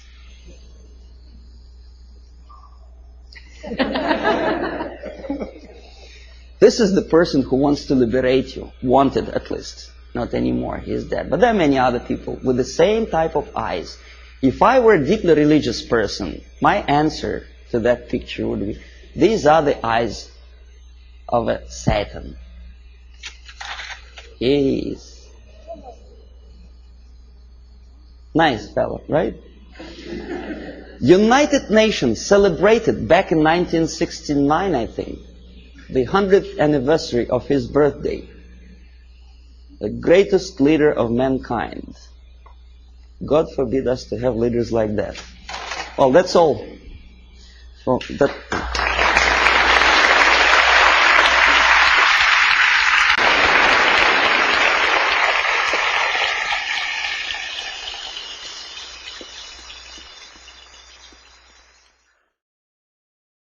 Subversion is the term, if you look in a dictionary or criminal code to that matter, usually is explained as a part of activity to destroy things like religion, government, system, political, economical system of a country. And usually it's linked to espionage and such romantic things as blowing up bridges, sidetracking trains, cloak and dagger activity in Hollywood style. What I'm going to talk about now has absolutely nothing to do with the cliche of espionage or KGB activity of collecting information. So the greatest mistake or misconception, I think, is that whenever we are talking about KGB, for some strange reason, starting from Hollywood movie makers to professors of political science and quote-unquote experts on Soviet affairs, or Kremlinologists as they call themselves, they think that the most desirable thing for Andropov and the whole KGB is to steal blueprints of some supersonic jet, bring it back to Soviet Union and sell it to the Soviet military-industrial complex. It's only partly true. If we take the whole time, money, and manpower that the Soviet Union and KGB in particular spends outside of USSR border, we will discover, of course there are no official statistics unlike with CIA or FBI, that the espionage as such occupies only 10 to 15% of money, time, and manpower. 15% of the activity of KGB. The rest, 85%, is always subversion. And unlike a dictionary of English, Oxford Dictionary, subversion in Soviet terminology means always a destructive, aggressive activity aimed to destroy the country, nation, or geographical area of your enemy. So there's no romantics in there, absolutely. No blowing up bridges, no microfilms in Coca-Cola cans, nothing of that sort. No James Bond nonsense. It's most of this activity is overt, legitimate, and easily observable if you give yourself time and trouble to observe it. But according to the law and law enforcement systems of the Western civilization, it's not a crime. Exactly because of misconception, manipulation of terms. We think that subverter is a person who is going to blow up our beautiful bridges. No. Subverter is a student who comes for exchange, a diplomat, an actor, an artist, a journalist like myself was 10 years ago. Now, subversion is an activity which is a two-way traffic. You cannot subvert an enemy which doesn't want to be subverted. If you know history of Japan, for example, before 20th century, Japan was a closed society. The moment a foreign boat comes to the shores of Japan, the Imperial Japanese Army politely tells them to get lost. And if American salesman comes to the shore of Japan, let's say 60 or 70 years from now back, and says, oh, I have a very beautiful vacuum cleaner for you, you know, with the good financing, he says, please leave us, we don't need your vacuum cleaner. If they don't leave, they shoot them to preserve their culture, ideology, traditions, values intact. You were not able to subvert Japan. You cannot subvert Soviet Union because the borders are closed. The media is censored by the government. The population is controlled by the KGB and internal police. With all the beautiful glossy pictures of Time magazine and Magazine America, which is published by the American embassy in Moscow, you cannot subvert Soviet citizens because the magazine never reaches Soviet citizens. It's collected from the newsstands and thrown to garbage can. Subversion can be only successful when the initiator, the actor, the agent of subversion has a responsive target. It's a two-way traffic. United States is a receptive target of subversion. There is no response similar to that one from United States to the Soviet Union. It stops halfway somewhere. It never reaches here. The theory of subversion goes all the way back 2,500 years ago. The first human being who formulated the tactics of subversion was a Chinese philosopher by the name of Sun Tzu.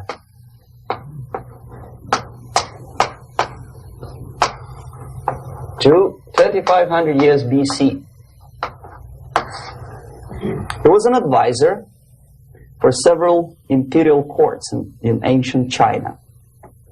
And he said, after long meditation, that to implement state policy in a warlike manner, it's the most counterproductive, barbaric, and inefficient to fight on a battlefield. You know that war is continuation of state policy, right? So if you want successfully to implement your state policy and you start fighting, this is the most idiotic way to do it. The highest art of warfare is not to fight at all, but to subvert anything of value in the country of your enemy, until such time that the perception of reality of your enemy is screwed up to such an extent that he does not perceive you as an enemy, and that your system, your civilization, and your ambitions look to your enemy as an alternative, if not desirable, then at least feasible. Better red than dead. That's the ultimate purpose, the final stage of subversion, after which you can simply take your enemy without a single shot being fired, if the subversion is successful. This is basically what subversion is. As you see, not a single mentioning of blowing up bridges. Of course, Sun Tzu didn't know about blowing up bridges. Maybe there were not that many bridges at that time. But the basics of subversion is being taught to every student of KGB school in USSR and to officers of military academies. I'm not sure if the same author is included in the list of reading for American officers, to say nothing about ordinary students of political science. I had difficulty to find the translation of Sun Tzu in the library of a university in Toronto and later on here in Los Angeles. But it's a book which is not available. It is forced to every student in USSR.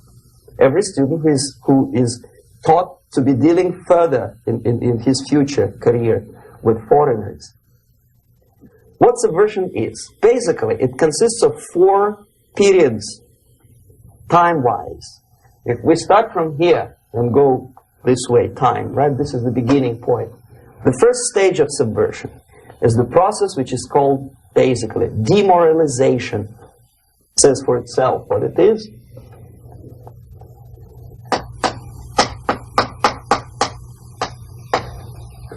It takes from, say, 15 to 20 years to demoralize a society. Why 15 or 20 years?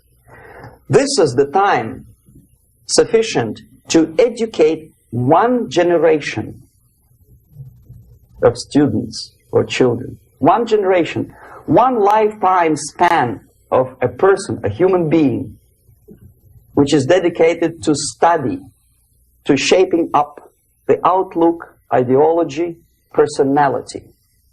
No more nor less. Usually it takes from 15 to 20 years. What it includes? It includes influencing, or by various methods, infiltration, propaganda methods, direct contacts, doesn't really matter. I will describe them later. Of various areas where public opinion is formulated or shaped. Religion, educational system, social life, administration, law enforcement system, military, of course, and labor and employer relations, economy. Okay? 5 areas. I will not write them down because we will not have enough space. Sometimes when I describe all the methods, students ask me question, are you sure this is the result of the Soviet influence? Not necessarily. You see, the tactic of subversion, about which I'm talking, is similar to the martial art, the Japanese martial art. If some of you are familiar with that tactic, probably you will remember that if an enemy is bigger and heavier than yourself, it would be very painful to resist his direct strike. If a heavier person wants to strike me in the face, it would be very naive and counterproductive to stop his blow. The Chinese and Japanese judo art tells us what to do.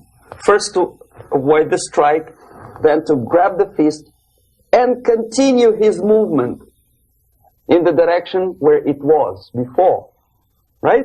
Until the enemy crashes in the wall. You see? So, what happens here the target country obviously does something wrong. If it's a free democratic society, there are many different movements within the society. There are obviously, in every society, there are people who are against this society. They may be simple criminals, ideologically in disagreement with the state policy, conscientious enemies, simply psychotic personalities who are against anything. Right? And finally, there are a small group of agents of a foreign nation, bought, subverted, recruited. Right? The moment all these movements will be directed in one direction, right? This is the time to catch that movement and to continue it until the movement forces the whole society into collapse, into crisis, right? So that's exactly the martial art tactic. We don't stop an enemy. We let him go. We help him to go in the direction we want them to go. Okay? So, on the stage of demoralization, obviously there are tendencies in each society, in each country, which are going to opposite direction from the basic moral values and principles. To take advantage of these movements, to capitalize on them, is the main purpose of the originator of subversion. So we have religion, we have education, we have social life, we have power structure, we have labor relations, unions, and finally we have law and order.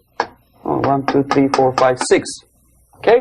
These are the areas of application of subversion. What it means exactly?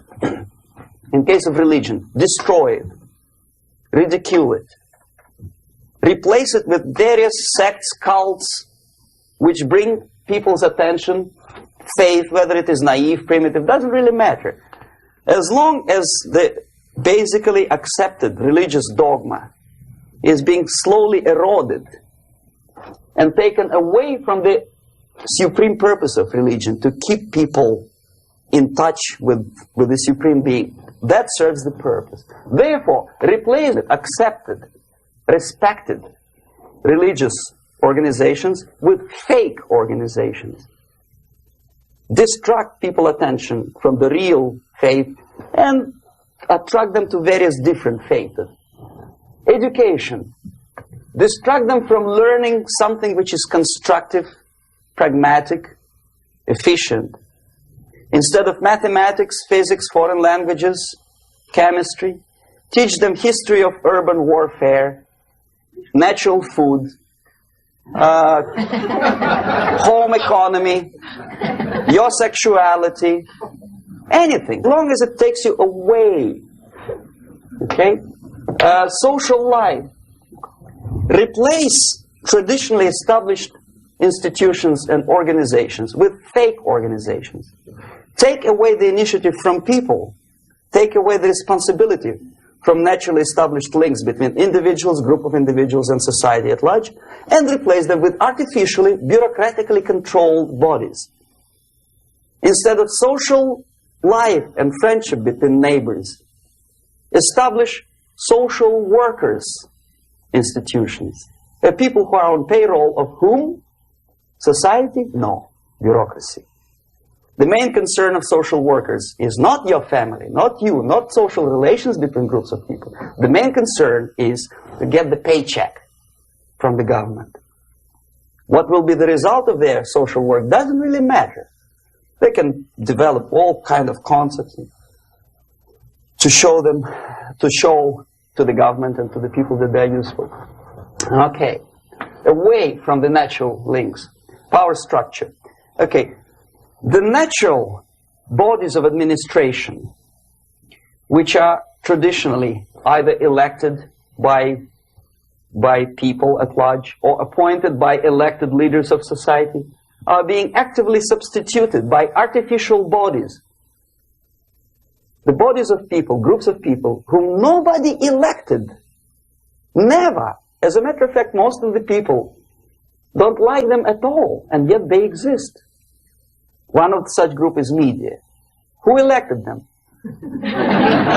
How come they have so much power? Almost monopolistic power on your mind. They can rape your mind. But who elected them? How come they have a nerve to decide what is good and what is bad for the elected by you, president, and his administration? Who the hell are they? Spiro Agnew, who was hated by the liberal left, called them a bunch of enfeebled snobs. And that's exactly what they are. They think they know. They don't. The level of mediocrity. In a big establishment like New York Times, Los Angeles Times, major television network, you don't have to be excellent journalist. You have to be exactly a mediocre journalist. That's easier to survive. There's no competition anymore. You have your good, nice income, $100,000 a year. That's it. Whether you are better or worse doesn't really matter anymore. As soon as you're smiling to the camera and do your job.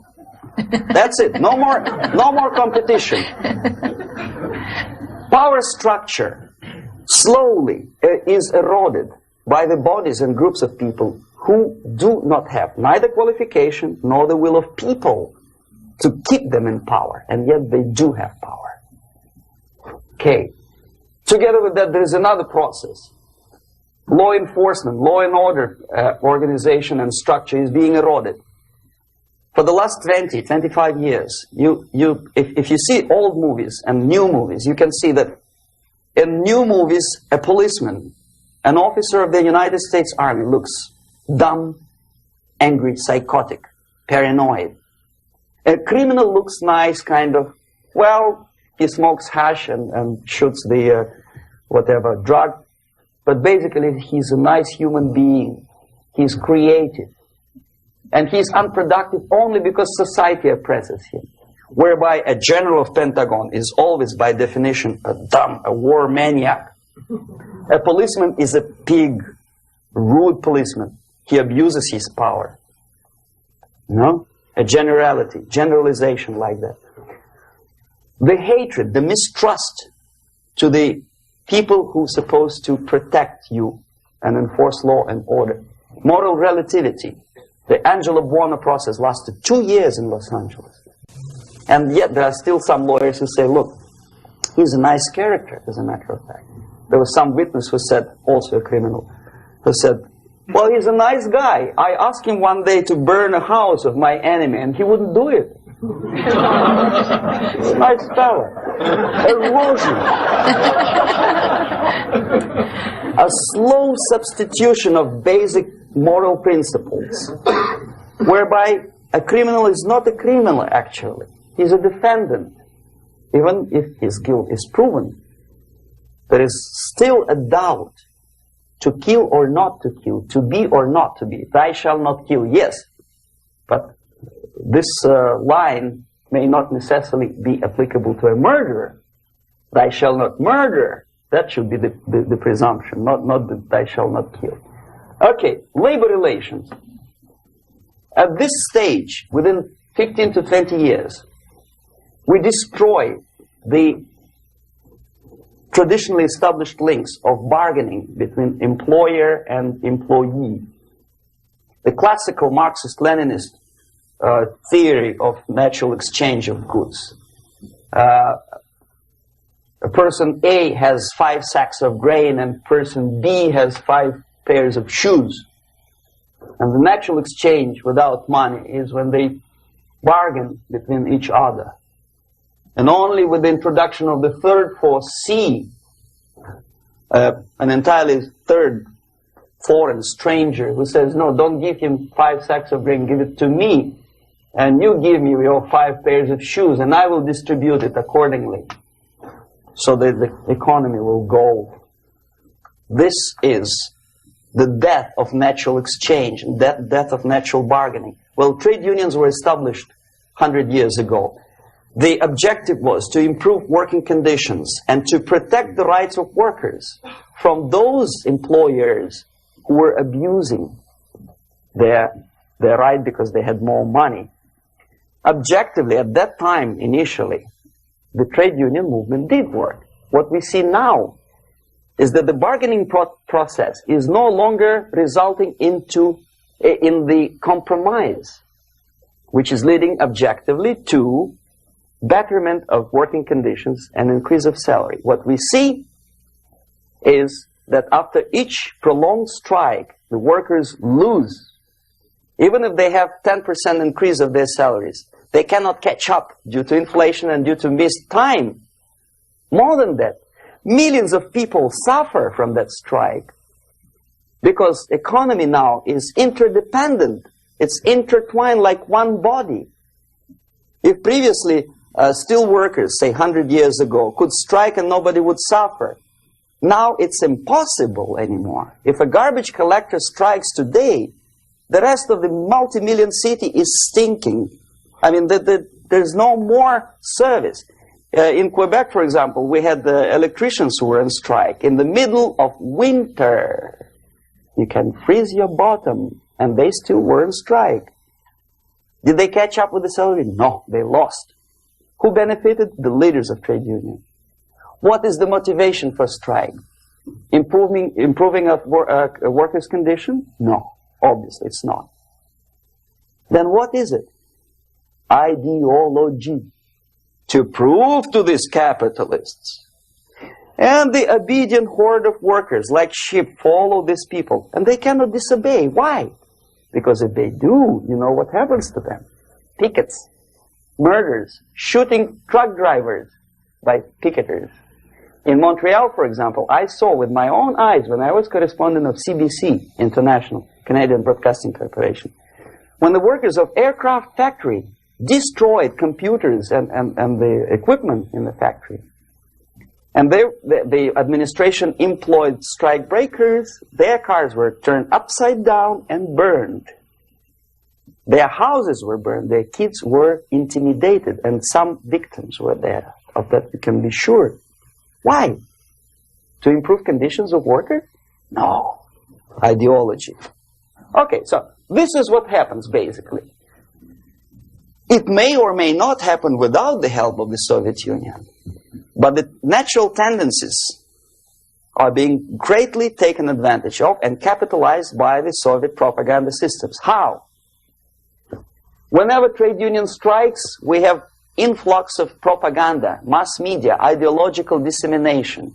The workers' right. And we repeat it like parrots. Yes, workers' right. Whose rights? Workers? No. The only freedom of worker to sell his labor according to his own desire and will is taken away from him. By whom? By trade union boss. Unlimited power is given. Responsibility. I want to sell my labor not for $2.50 an hour, but for $2. I don't have right. My freedom is denied to me. I know that if I sell my work for $2 an hour, not for $3 an hour, I will compete better with the other guy who is lazy and more greedy. I don't need $3. I need only $2. No, I was made to believe by media, by business, by advertising agencies that I need more and more and more. Have you ever heard any advertising on TV to consume less? No. No way. Whether you need a six-cylinder car or not, you have to buy it. And hurry up. When I was driving here, on the local radio station, an excited announcer said, "You hurry up, rush and save, save, save. There is a pantyhose sale." Save by buying more. See? Of course. It would be too naive to expect that KGB makes that advertising agency to do such a crazy commercial. No, of course not. But what we did when I was working for Novosti Press, we would snow plow editorial offices, student organizations, religious groups with literature of class struggle.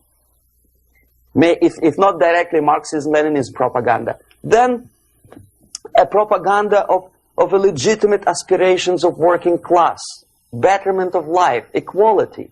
Equality, mind you. President Kennedy once said, we will make America to believe that people are born equal.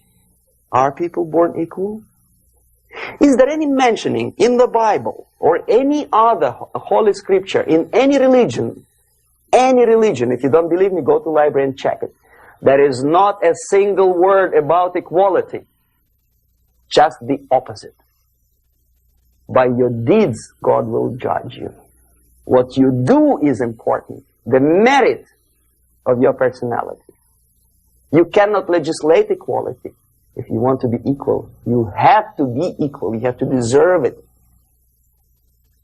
And yet we build our society on the principle of equality. We say people are equal. We know it is false. It's a lie.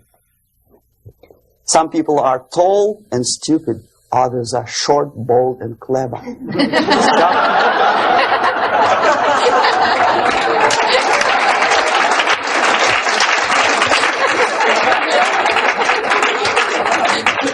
If we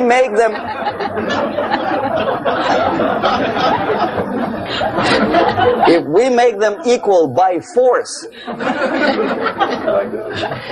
if we put the principle of equality in the basis of our socio-political structure, it's the same thing as building a house on sand. Sooner or later it will collapse, and that's exactly what happens.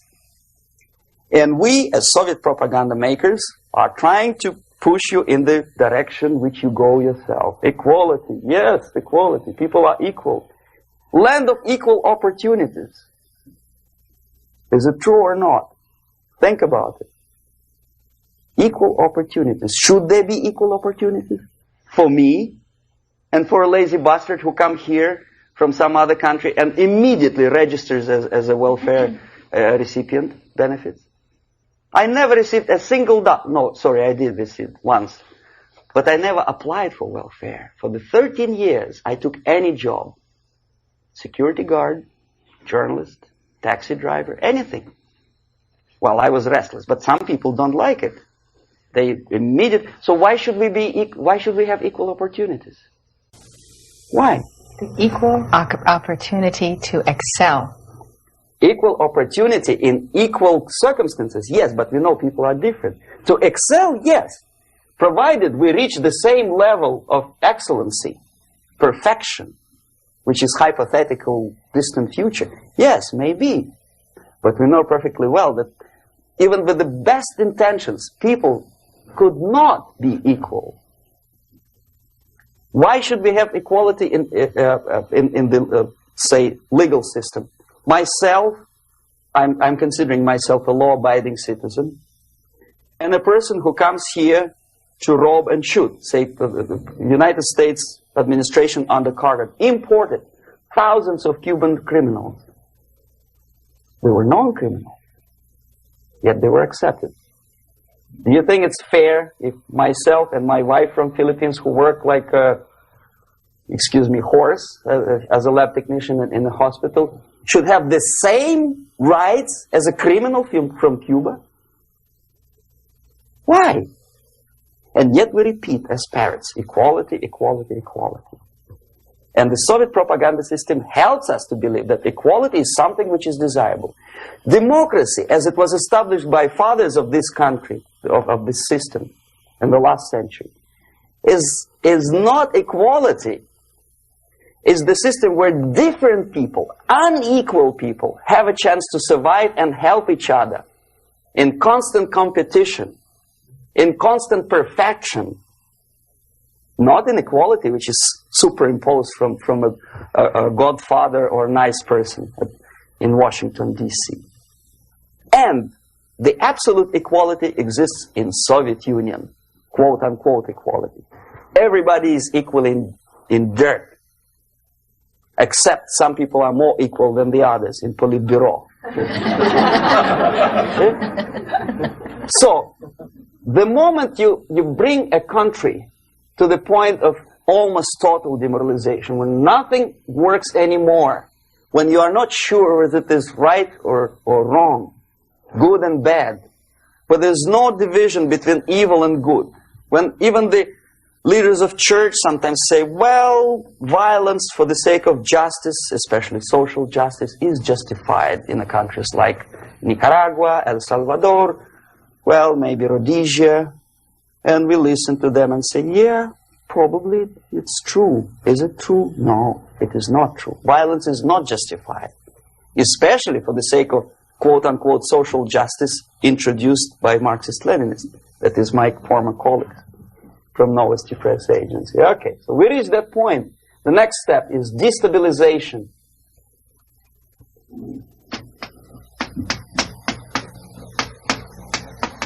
Again, this word says for itself what it is. To destabilize all the relations, all the accepted institutions and organizations in a country of your enemy. How you do it? You don't have to send a battalion of KGB agents to blow up bridges. No. You let them do it themselves. The area of application is, again, it's narrower now.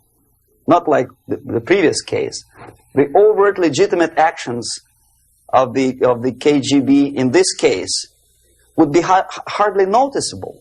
There is no crime if a professor who recently went to USSR introduces a course of Marxism-Leninism in a Californian college, for example. Nobody is going to come to his doorstep and say, okay, mister, come, you are under arrest. No, it's not a crime. It's not even considered a moral crime against your country. So the area of application here is narrowing down to economy, again, labor relations, right? To law and order, plus military. And economy, law and order. Yes, and again, the media, but wider scope, little bit different. I'll explain you later. Okay, basically 3 areas. Economy. The radicalization of bargaining process. If on that stage we still could achieve, theoretically, some positive compromise between the negotiating sides with say, arbitrary introduction of arbitrary judges, a third side, objectively judging the demands of both sides. Here, it's radicalization. On the stage of destabilization, we cannot come to compromise even within a family. The husband and wife couldn't figure out which is better. Husband wants his kids to eat at the table, and wife wants a child to roam around the room and drop food all over the floor. They cannot come to compromise unless they start a fight. It's impossible to reach a compromise, constructive compromise, between neighbors. Some people say, I don't like you to watering your lawn at that time because exactly at that time I'm walking my dog and he's getting nervous. He cannot pass his bowels, you know. So they cannot compromise. They go to a civil court or something like that. Radicalization of human relations. No more compromise. Fight, fight, fight. The normal, traditionally accepted relations are destabilized. The relations between teachers and students in schools and colleges. Fight. The relations in economical sphere between laborers and employers are further radicalized. No more acceptance of the legitimacy of demands of workers. Unlike Japanese, with the theory Z, if you ever heard about it, where the workers are involved in the decision-making process, therefore they don't have moral incentive to fight their bosses. In the United States, it's just the opposite. The harder is the fight, the better. The more heroic they look. When the Greyhound network was on strike recently, the correspondents of local TV networks all over the United States were approaching the strikers, and they say, oh yes, we are doing something nice. They look like heroes and they were proud. There was some family, the husband was a bus driver.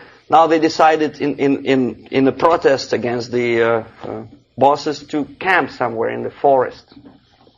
And they were presented to the audience as a heroic, nice people. You see? The violent clashes between passengers, picketers, and the strikers are presented as something normal. 10, 15, 20 years ago, we would be angry. Say, why so much hatred? Today we are not. We say, well, commonplace. Radicalization, militarization sometimes. As I explained on that stage, I took a step a little bit further. Shooting people.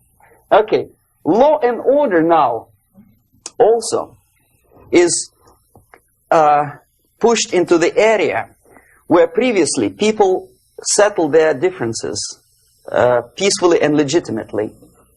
Now, we are getting with this court cases in the smallest irrelevant cases. We cannot solve our problems anymore. The society at large becomes more and more antagonistic between individuals, between groups of individuals, and the society at large. The media puts himself in the opposition to the society in general, at large. Separate, alienated. Okay? On that stage, you remember I was talking a couple of hours ago about the sleepers.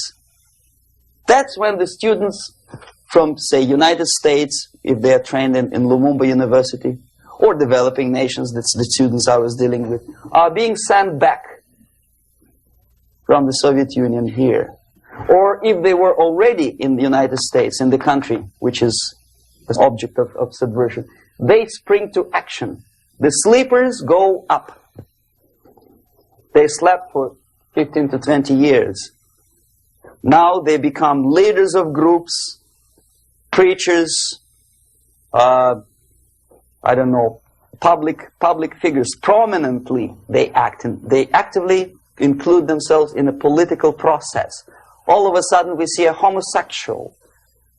15 years ago he did his dirty job and nobody cared. Now he makes it a political issue. He demands recognition, respect, human rights, and he rallies a large group of people. And there are violent clashes between him and police, his group and ordinary people, no matter what. It's black against white, yellows against green, doesn't matter where the division line goes. As long as this group come into antagonistic clash, sometimes militantly, sometimes with firearms, that is destabilization process. The sleepers, many of whom are simply KGB agents, become leaders of the process of destabilization. Doesn't mean that Comrade Andropov sends Comrade Ivanov to the United States. The person who takes care is already here. He is a respected citizen of the United States. Sometimes he gets money from various foundations for his legitimate struggle for, I don't know, human rights, women's rights, kid lib, prison lib, whatever. There are sympathetic Americans who donate their money to him. This stabilization process usually leads directly to the process of crisis. In case of developing nations, that's the area where I was active. The process starts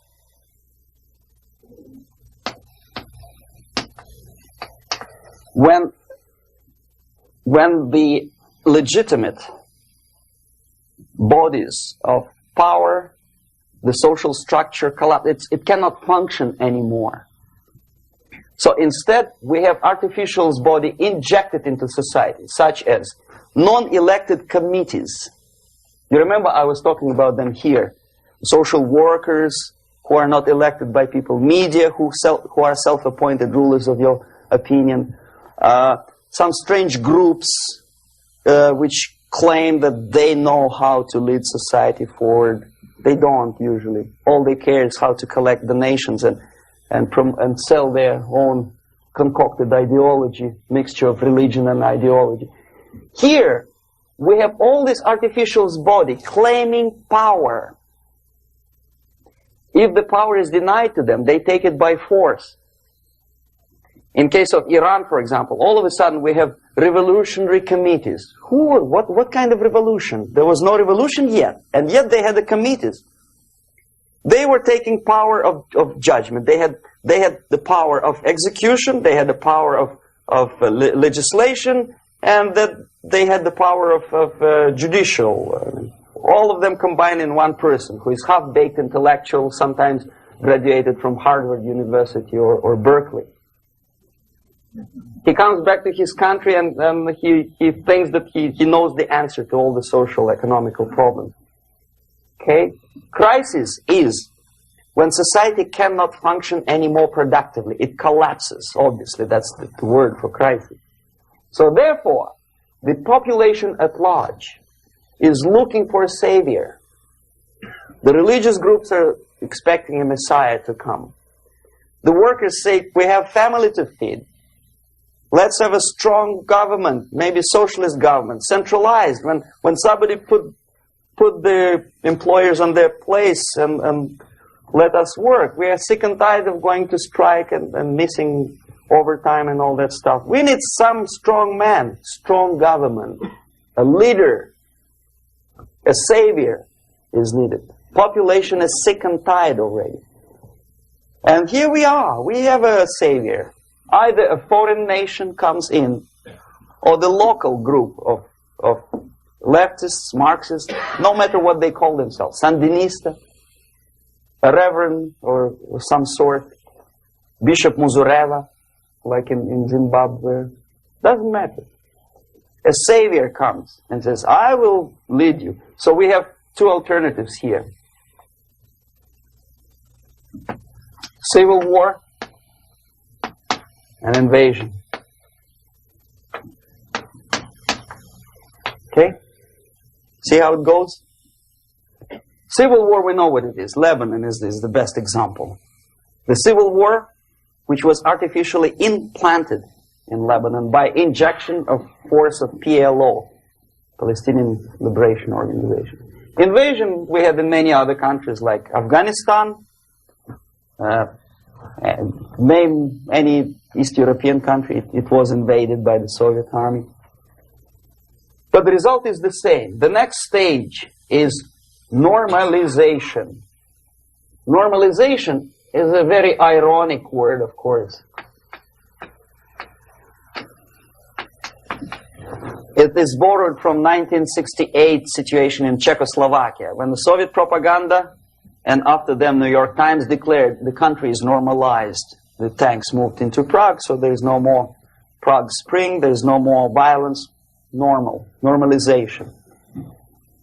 At that stage, the self-appointed rulers of the society don't need any revolution anymore. They don't need any radicalism anymore. So this is the reverse from destabilization.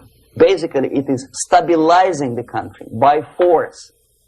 So all the sleepers and activists and social workers and liberals and homosexuals and professors and Marxists and Leninists are being eliminated physically sometimes.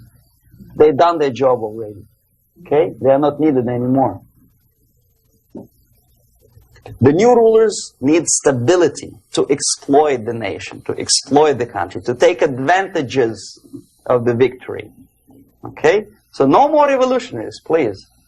And that's exactly what happens in a number of countries. You remember Bangladesh? This is the crisis in which I was instrumental. First they had Mujibur Rahman. In 1971, he was the leader of People's Party, Awami League, with mustache like Stalin. He was in Russia many times. In 5 years, he was shot by his former colleagues, Marxists. He fulfilled his function. In Afghanistan, it happened 3 times. First there was Taraki, then there was Amin, now there's Babrak Karmal. They killed each other successively, one after another. The moment he fulfills his duty, the first one demoralized country, the second destabilized, the third one brought it to crisis. Goodbye, comrades. Babrak Karmal comes from Moscow and put into the seat of power. Same thing happened in Grenada recently. Maurice Bishop, Marxist, was killed by Austin, what's his name, General something, who was also a Marxist. Right? So no more revolutions, please. Normalization now. From now on, no more strikes, no more homosexuals, no more women lib, no more kid lib, no more lib, period. Good, solid, democratic, proletarian freedom. That's it. Now, to reverse this process takes enormous effort. When today, United States had to invade Grenada to reverse the process of subversion. Some people say, boy, this is not good, it's not kosher to invade the beautiful country, island of Grenada. Well, why didn't you stop the process here, when Grenada was just approached by leftists? Why not to prevent Maurice Bishop to come in power in the first place? Did Grenadians want him? Very questionable. They didn't know who was Maurice Bishop in the first place. He came to power by coup d'etat himself. Okay? No, we let the situation develop further and further and further until the crisis and normalization very soon. And then United States decided to invade country, discovering that the country was absolutely a military base for the Soviet Union. Of course it's a drastic measure. Of course it's a pity that Marine Corps had to lose, what, 17 lives. Very bad. Why not to stop the process before it comes to crisis? Oh no, intellectuals will not let you. It's interference into domestic affairs. They are very careful not to let American administration to interfere in domestic affairs of Latin American countries. They don't mind Soviet Union interfere in these affairs. Okay. So to reverse this process from here, it takes only and always military force. No other force on earth can reverse this process at this point. At this point, it does not take military invasion of the United States Army. It takes strong action, like in Chile. A CIA covert involvement to prevent the savior from outside to come into power and to stabilize country before it erupts into civil war. Okay? Support the right-wing conservative forces. By money, by crooks or love, doesn't matter. Stabilize the country. Don't let the crisis develop into civil war or invasion. Oh no, your liberals will say it's against the law. The Congress will not appropriate money for covert actions of CIA. Why not? Should we wait till the normalization come and Soviet tanks land in Los Angeles airport? Now, at that point, at the point of destabilization, also the process could be reversed. Again, easily than this. No CIA involvement at this point. You know what it takes here? Restriction of some liberties for small groups which are self-declared enemies of the society. As simple as that. Oh no, the media and liberals will tell you this is against the American Constitution. How can we, by force, deny the civil rights to criminals, for example? It's not good. Okay? So we allow them to. Okay, if you allow the criminals to have civil rights, go on and bring the country to the crisis. This is a bloodless way to do. Curb the rights. I mean, not to put them in prison. No, I'm not talking about putting all the gays from San Francisco in the concentration camp. Do not allow them to take political force. Do not elect them to the seats of power, whether it is municipality level, state level, or federal level. It has to be beaten in the heads of American voters that a person like that in the seats of power is an enemy. Do not be afraid of this word. It is an enemy. If he is not an enemy here, he will be here. Later on, he will be shot, of course. But at this point, he is an enemy. Okay?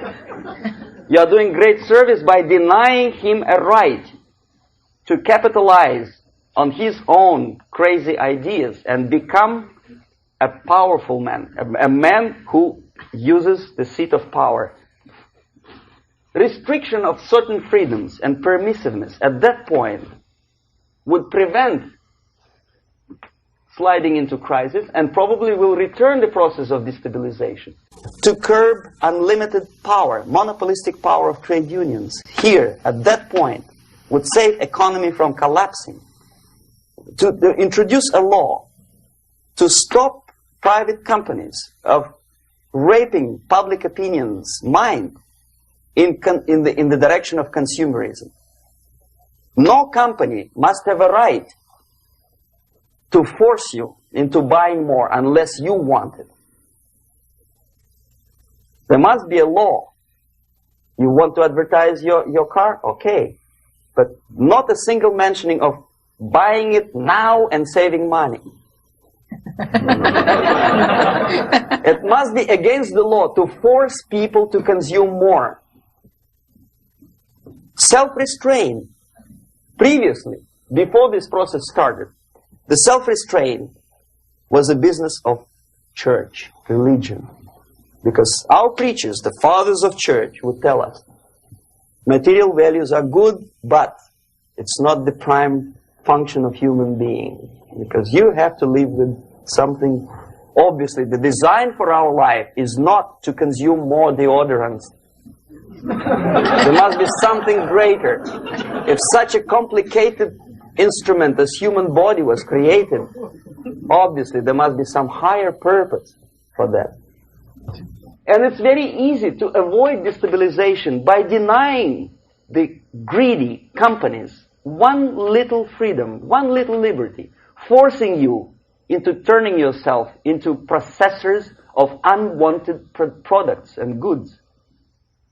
They turn you into machines, like the worm who there's inlet and outlet. So, and how long an average appliance lasts these days? Less than a year. Why? Where's workmanship? Oh, we want you to buy more. Okay. Destabilization process could be easily overcome if, as I say, the society, by its own will or after persuasion by the leaders, will come to the idea of self-restraint. It's so hard, we want to consume more, but you have to. Unless you will come to this stage, when, as we say in Russia, if Sahara Desert ever becomes a communist state, there will be shortage of sand. So you have to curb your... You have to curb your expectations at this point before it's too late. But no, we don't want to do it. Demoralization process. Again, it's the easiest thing to reverse. First of all, by restricting import of propaganda. The easiest thing to do. Unlimited, unrestrained import of Soviet literature, Soviet journalists. Giving Soviet propaganda and ideological agitators equal time on American TV network. It has to be stopped. And it's easy. They won't be offended, mind you. As a matter of fact, they will respect America more. But when my former colleague Vladimir Posner appears on Nightline and Ted Koppel asks him, well, Vladimir, what do you think about this? And what can he think? He is an instrument of propaganda. He thinks what Comrade Andropov tells him to think. He's just a nice, articulate mouthpiece of the Soviet subversion system. And Ted Koppel makes you believe that my friend Vladimir Posner thinks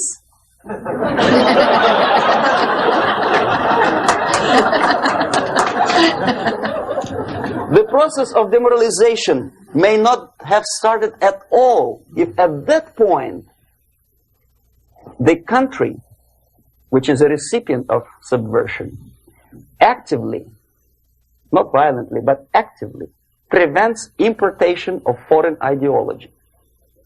I don't want America to follow the pattern of ancient Japan. You don't have to shoot every foreigner when it approaches the sacred borders of the United States. But when he offers you a junk in the disguise of very shiny something, you have to tell him, no, we have our own junk.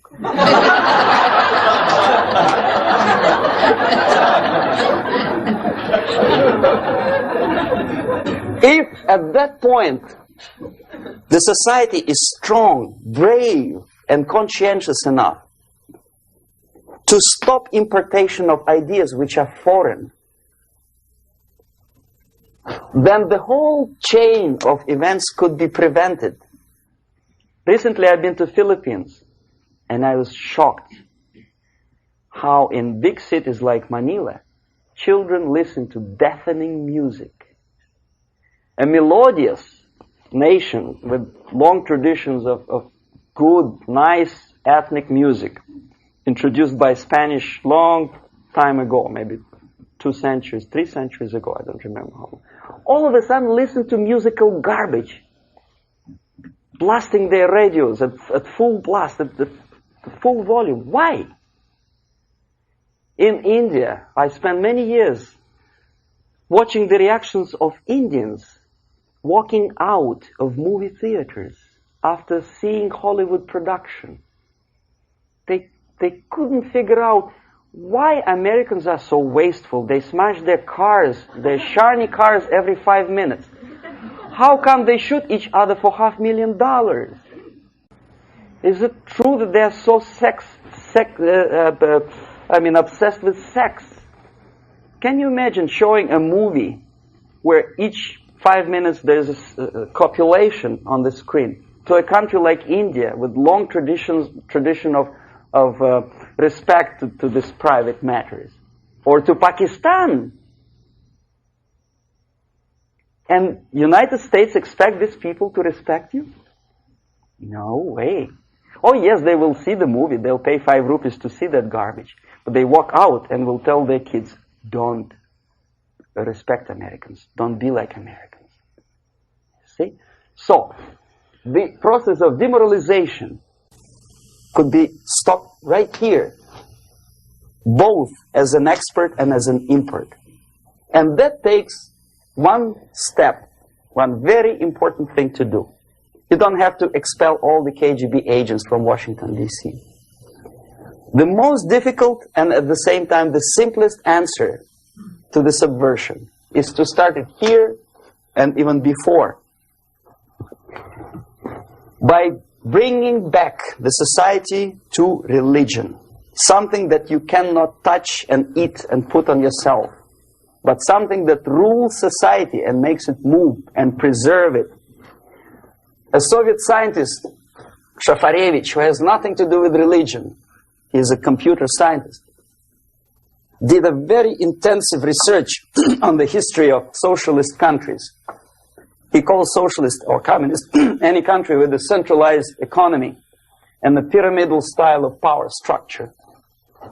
And he discovered, actually he didn't discover it, he just brought to attention of his readers, that civilizations like Mohenjo-Daro in the river Indus area, like Egypt, like Maya, Incas, like Babylonian culture, collapsed and disappeared from the surface of Earth. The moment they lost religion, as simple as that, they disintegrated. Nobody remembers about them anymore. Well, distantly. So, the ideas are moving society and keeping mankind as a society of human beings, intelligent, moral agents of God. The facts, the truth, the exact knowledge may not. All the sophisticated technology and computers will not prevent society from disintegrating and eventually dying out. Have you ever met a person who would sacrifice his life, freedom, for the truth like that? This is truth. I never met a person who said, this is truth and I'm ready to shoot me. To defend the truth. Right? But millions sacrifice their life, freedom, comfort, everything for things like God. Like Jesus Christ. It's an honor. Some martyrs in the Soviet concentration camp died. And they died in peace. Unlike those who shouted, "Long live Stalin," knowing perfectly well that he may not live long. Something which is not material moves society and helps it to survive. And the other way around. The moment we turn into 2 by 2 is 4 and make it a guiding principle of our life, our existence, we die. Even though this is true, and this we cannot prove. We only can feel and have faith in it. So the answer to ideological subversion, strangely enough, is very simple. You don't have to shoot people. You don't have to aim missiles and Pershings and cruise missiles at Andropov's headquarters. You simply have to have faith and prevent subversion. In other words, not to be a victim of subversion. Don't try to be a person who in judo is trying to smash your enemy and being caught by your hand. Don't strike like that. Strike with the power of spirit and moral superiority. If you don't have that power, it's high time to develop it. And that's the only answer. That's it. Thank you.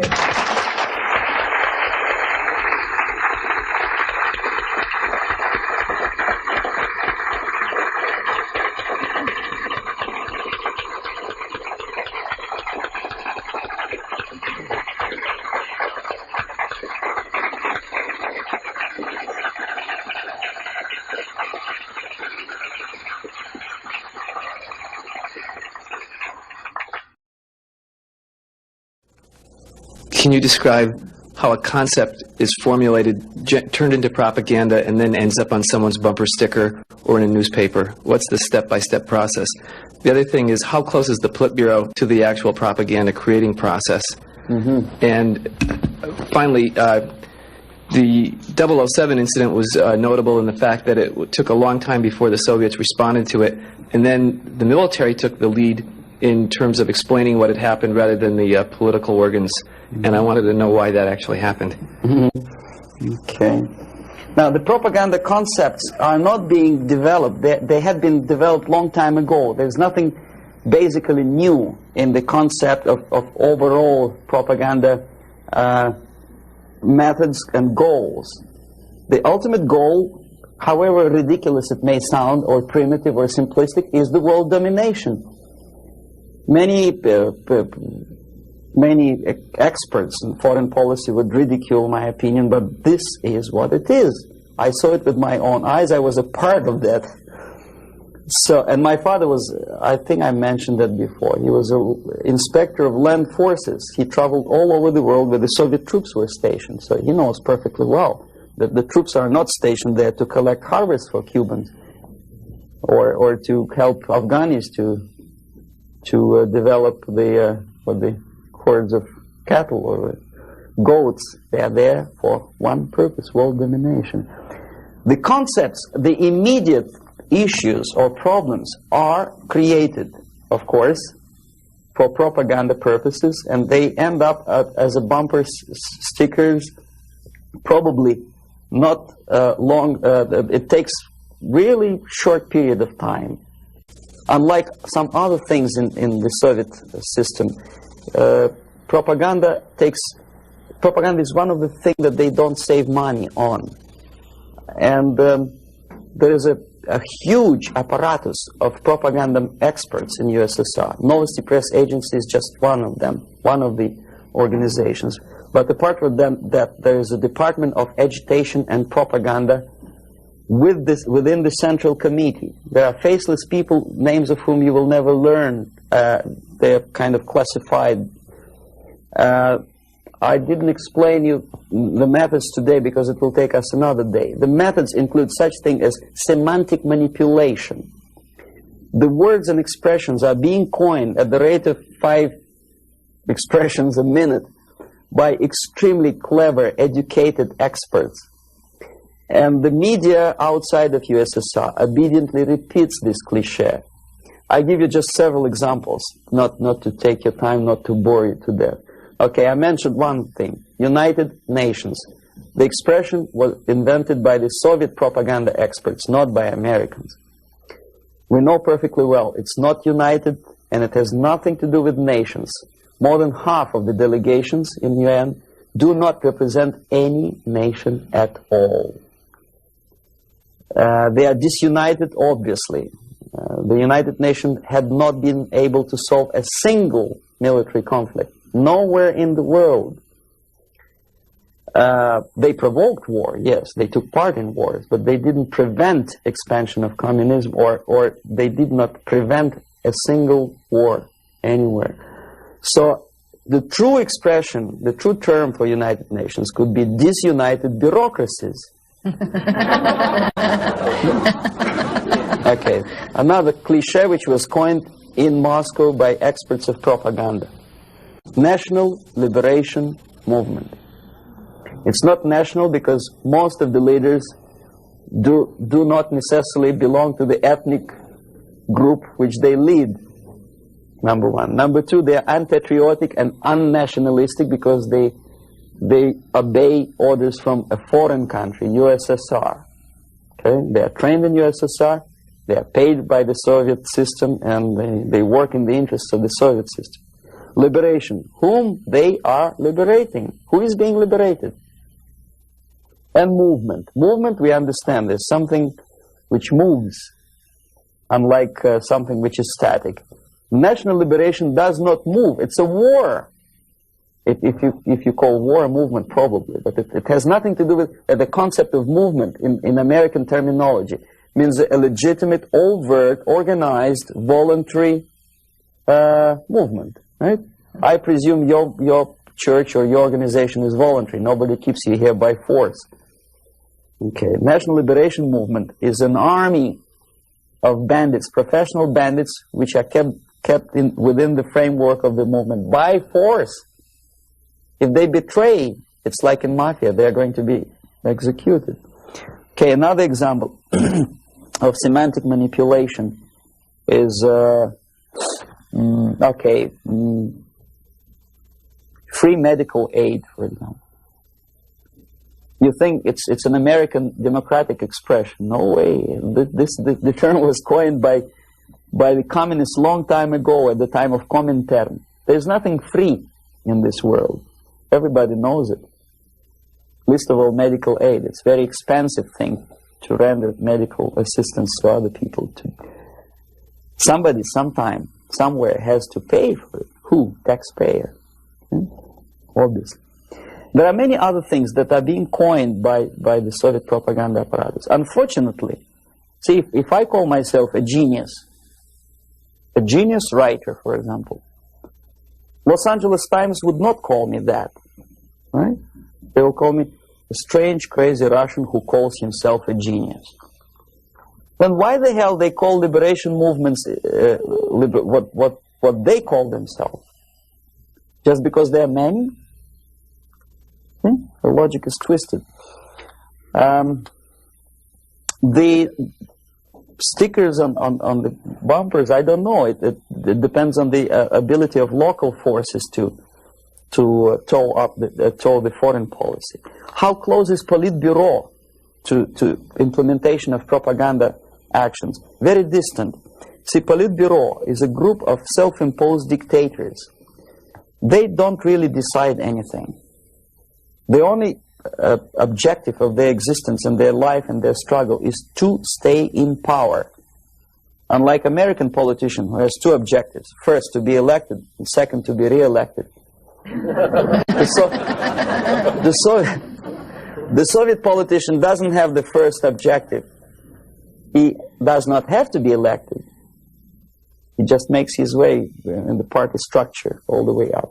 The election doesn't bother him at all. So the only purpose of his life is to stay where he is and don't rock the boat. They don't make decisions. The decision-making level are the faceless group of experts, as I tried to explain to you. And the Politburo gives only the basic directions, what to be done, and the obedient servants of the highest caliber intellectuals are dutifully developing these things. Some independently thinking progressive academics in the United States think that come socialism they will be able to preserve their integrity and independence. It's wishful thinking. They will become obedient servants of the system that they are trying to force upon you. The Korean airliner incident, from my viewpoint, is not an incident at all.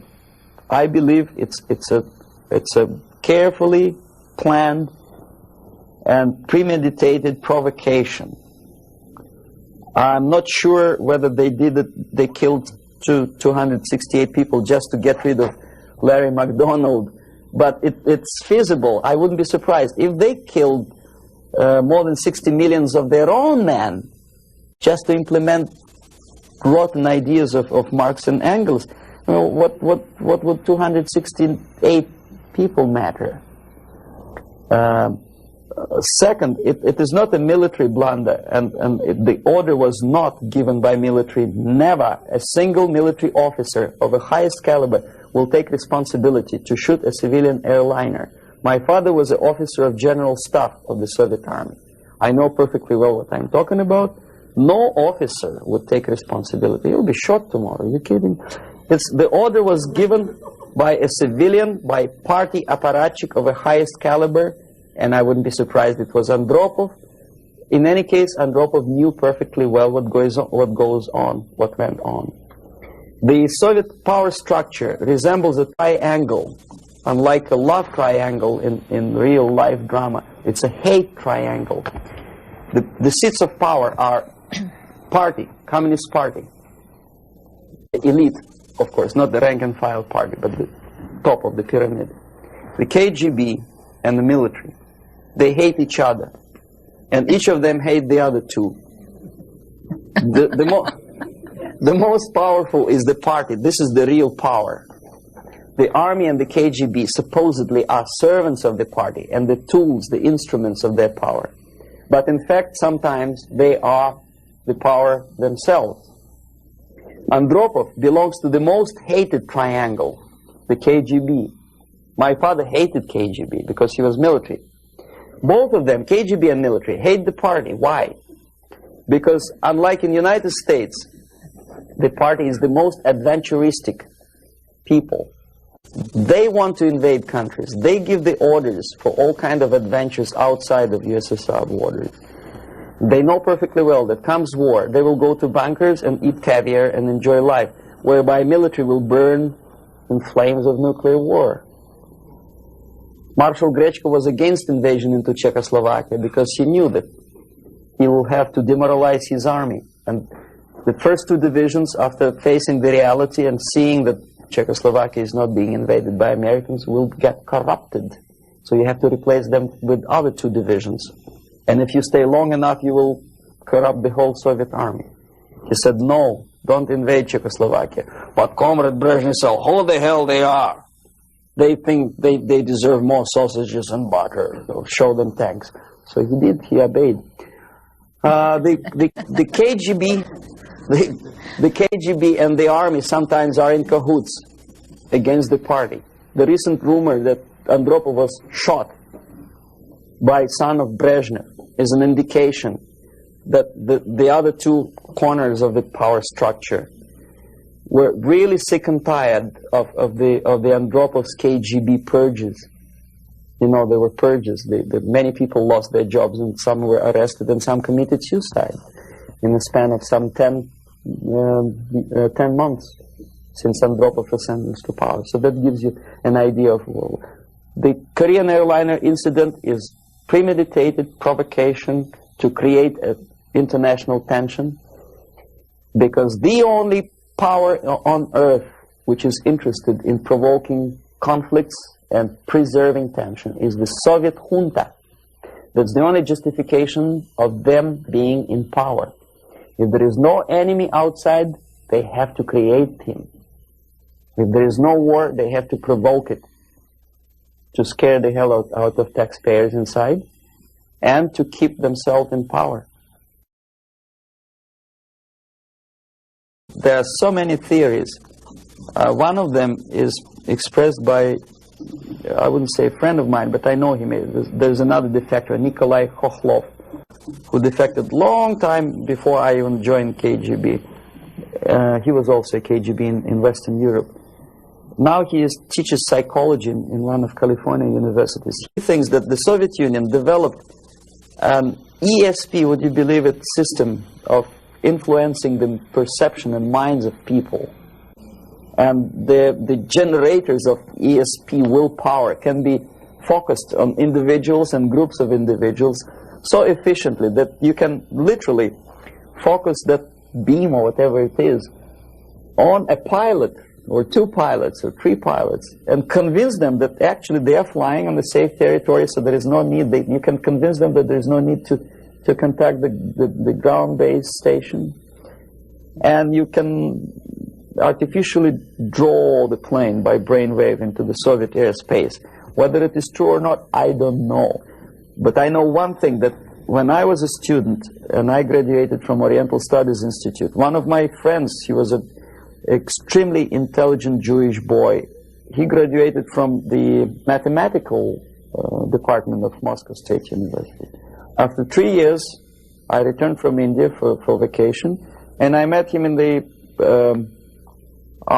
during the reception at the Academy of Science, and I say, "What are you doing here?" He said, "I'm working in a secret research bureau." You know, the secret, which means basically defense industry, they don't have addresses, they have post box numbers. And I say, is it that much secret that you cannot tell me what you research? He said, "You wouldn't believe me, brain waves." And I never saw him again.